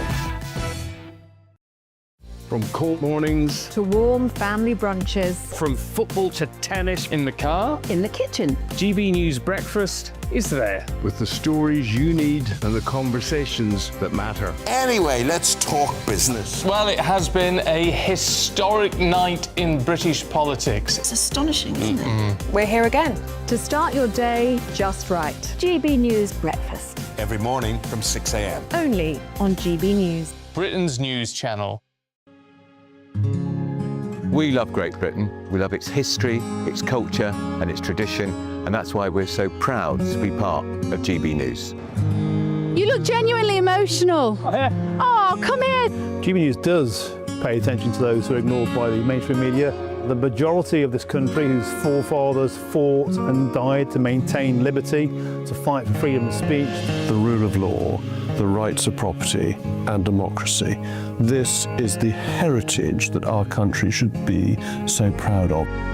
Which of course includes our Christian heritage. There's been a huge resurgence in the number of people going to church. Perhaps they're not finding what they're looking for, and they're looking for something a bit deeper, a bit more truthful, a bit more akin to Britain's Christian heritage.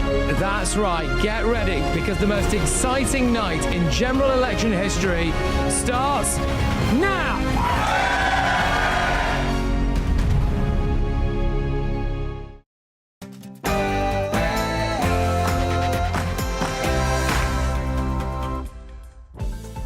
Good afternoon. It's 12 o'clock on Saturday, the 18th of July. This is The Weekend here on GB News. Well, Andy Burnham will walk into 10 Downing Street as Prime Minister on Monday. But who will be in his cabinet? We'll get the latest reports. And the White House backs Argentina's football team after players held a Falkland Islands banner following their World Cup semi-final win against England. Messi is one of the greatest of all time. And in terms of the ability, the opportunity to be able to make, those statements, they have the ability to do that in the United States of America. More than 7 in 10 Britons back North Sea oil and gas over foreign imports. This as the incoming Prime Minister Andy Burnham prepares to reverse Labour's ban on new drilling. A High Court judge has overturned Natural England's crackdown on pheasant shooting, branding the watchdog's restrictions irrational. And England boss Thomas Tuchel says defeat is a scar we carry as he looks ahead to the bronze medal match against France in Miami this evening. Well, my name's Tom Harwood and The Weekend starts here.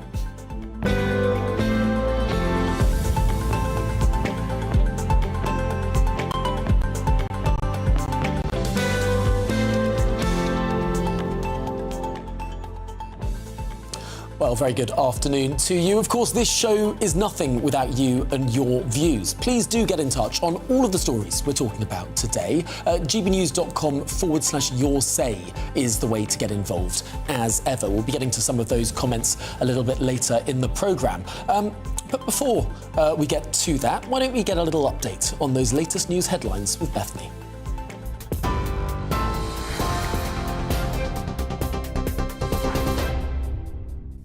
Tom, thank you. Good afternoon. Your top stories from the GB newsroom at 1 minute past midday. Andy Burnham is preparing to take office as Prime Minister, promising a rapid start focused on the cost of living. The new Labour leader will spend the weekend finalising his cabinet before moving into Downing Street on Monday. He says he'll announce his ministerial team then after days of speculation over who will become Chancellor. There are also reports Angela Rayner could be the new Health Secretary. Burnham is expected to use his first speech in office to promise breathing space for families and set out plans to devolve more power across the UK. The conflict between the United States and Iran has escalated again after a fresh wave of overnight attacks across the Gulf. Iran says it targeted American military assets and infrastructure in Bahrain, Kuwait and Qatar. That's after a 7th consecutive night of US airstrikes on Iranian military sites. Kuwaiti officials say a power plant was damaged, while the United Nations has voiced growing concern over attacks on civilian infrastructure. Meanwhile, fighting between Ukraine and Russia has intensified overnight. 3 people have been killed in Ukraine as Moscow targeted the country's Black Sea ports. Meanwhile, waves of Ukrainian drone attacks have killed 7 warehouse workers in Russia and injured dozens more. A man has admitted killing a child and seriously injuring 2 others in a crash whilst being over the limit for drink and drugs. 24-year-old Jamie Fountain collided with the 3 boys. 2 were riding a bicycle and the other was on a scooter. That happened on Greenfell Road in Bedfordshire, close to midnight back in April. The car was found damaged and deserted in a nearby street shortly afterwards. 13-year-old Noah Campbell was pronounced dead at the scene and the others were taken to hospital with serious injuries. Mr. Fountain will be sentenced in September. Millions of drivers are being warned to expect busy roads this weekend as the summer getaway gets into full swing. The RAC says more than 14 million journeys are planned between Friday and Sunday, with today expected to be the busiest day. Around 10,000 outbound cars are forecast to pass through the port of Dover as families head overseas, with further delays expected due to the EU's new entry-exit system. And Donald Trump has criticised England manager Thomas Tuchel's tactics after the 3 Lions World Cup semi-final defeat to Argentina. The US president questioned why captain Harry Kane was used in a deeper defensive role, calling the decision unusual. Harry, who's been fantastic, I think they perhaps made a mistake when they made him a defensive player. What do I know about soccer? They took the league and they took their best player and then put him on defense. Then somehow, we got to be a little offensive, right? But no, I'm not going to call it. Look, what do I know about coaching? But that was a little unusual. England now face France in the 3rd place playoff tonight. Kick-off is at 10 p.m, while Argentina will play Spain in the World Cup final tomorrow. That starts at 8. You're up to date for now. I'll be back at 12:30. You can now watch GB News live across the United States of America and the world on Truth Plus. Scan the QR code to find out more or visit gbnews.com/truth.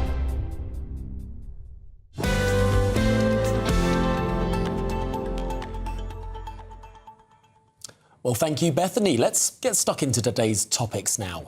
And there is one story in town. Yes, Andy Burnham, the putative Prime Minister, nailed on to become Prime Minister, of course, on Monday. Well, he's pledged to lead a united Labour Party and restore hope across all areas of Britain in his first speech as the new party leader. We can be that party, the party that puts more power in people's hands, drives good growth in every postcode and puts hope in every heart, that gets the country pulling together again and moves beyond the divisions of recent years, all people and all places, public and private sectors, in a new sense of unity and common cause. That's my mission as your new leader, to bring back hope. Bingo! Yes, I've got my Andy Burnham bingo here, and it is good growth in every postcode, hope in every heart. Good that he's got those slogans in there. I feel like we're going to hear an awful lot of them. Well, the former Greater Manchester Mayor vowed to implement a series of distinctively left-wing reforms, including reversing aspects of Thatcherism and devolving power from Westminster to give local communities greater control.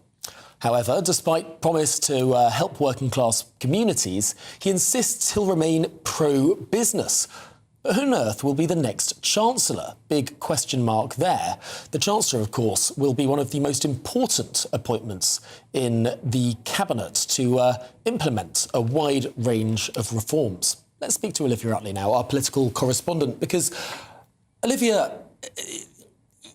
I am bamboozled by the number of different rumours of who is going to get which job. No one knows anything. No, the truth is no one does know. Andy Burnham's team around him, Lou Hay, who is advising him, they are very, very tight-knit. Lots of people vying to be Chancellor, vying to be Home Secretary, etc. But we actually don't know because very, very few people do. In fact, Andy Burnham was saying yesterday that he's still pushing the final touches on his cabinet, which seems pretty extraordinary when it's going to be announced on Monday. Of course, who his Chancellor is will give us the clearest indication of where he intends to go, where he intends to bring Britain.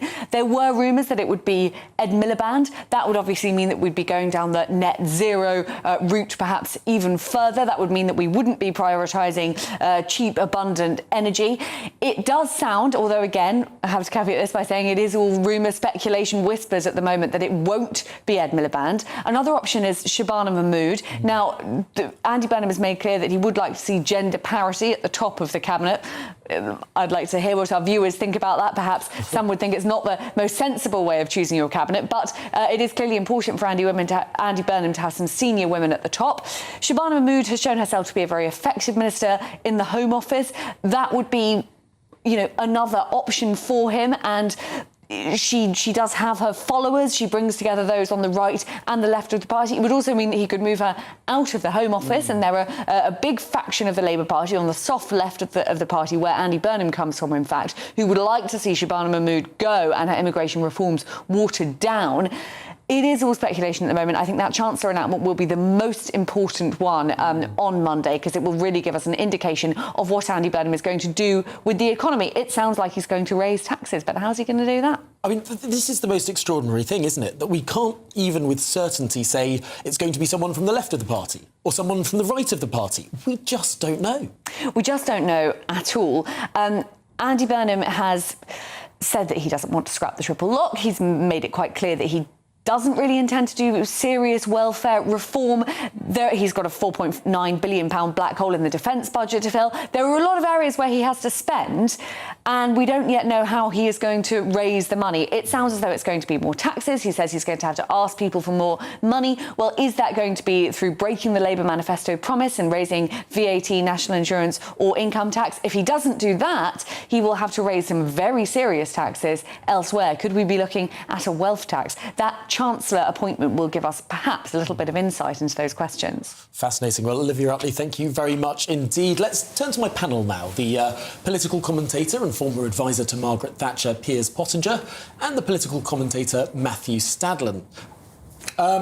Piers. Yeah. This is a sort of liminal space now, where Andy Burnham is party leader, but he's not Prime Minister, and we're just sort of sitting here for these 2 days in suspended animation. I mean, it's almost farcical. And yesterday, his ludicrous speech, where he said, "I have a plan," but then didn't tell us what it was, reminded me of Baldrick in Blackadder. I've got a cunning plan, and we know how disastrous that was. Or Boris Johnson. Or Boris Johnson, yeah. But the point is, first of all, Andy Burnham is not a legitimate Prime Minister democratically, because he wasn't elected in a general election with the mandate that government was elected to. And when it comes to... But on that point, does that make Theresa May or Rishi Sunak... No, but they were in the cabinet, and they were continuing they were in government. Burnham wasn't even an MP, and they created this by-election specially for him. They had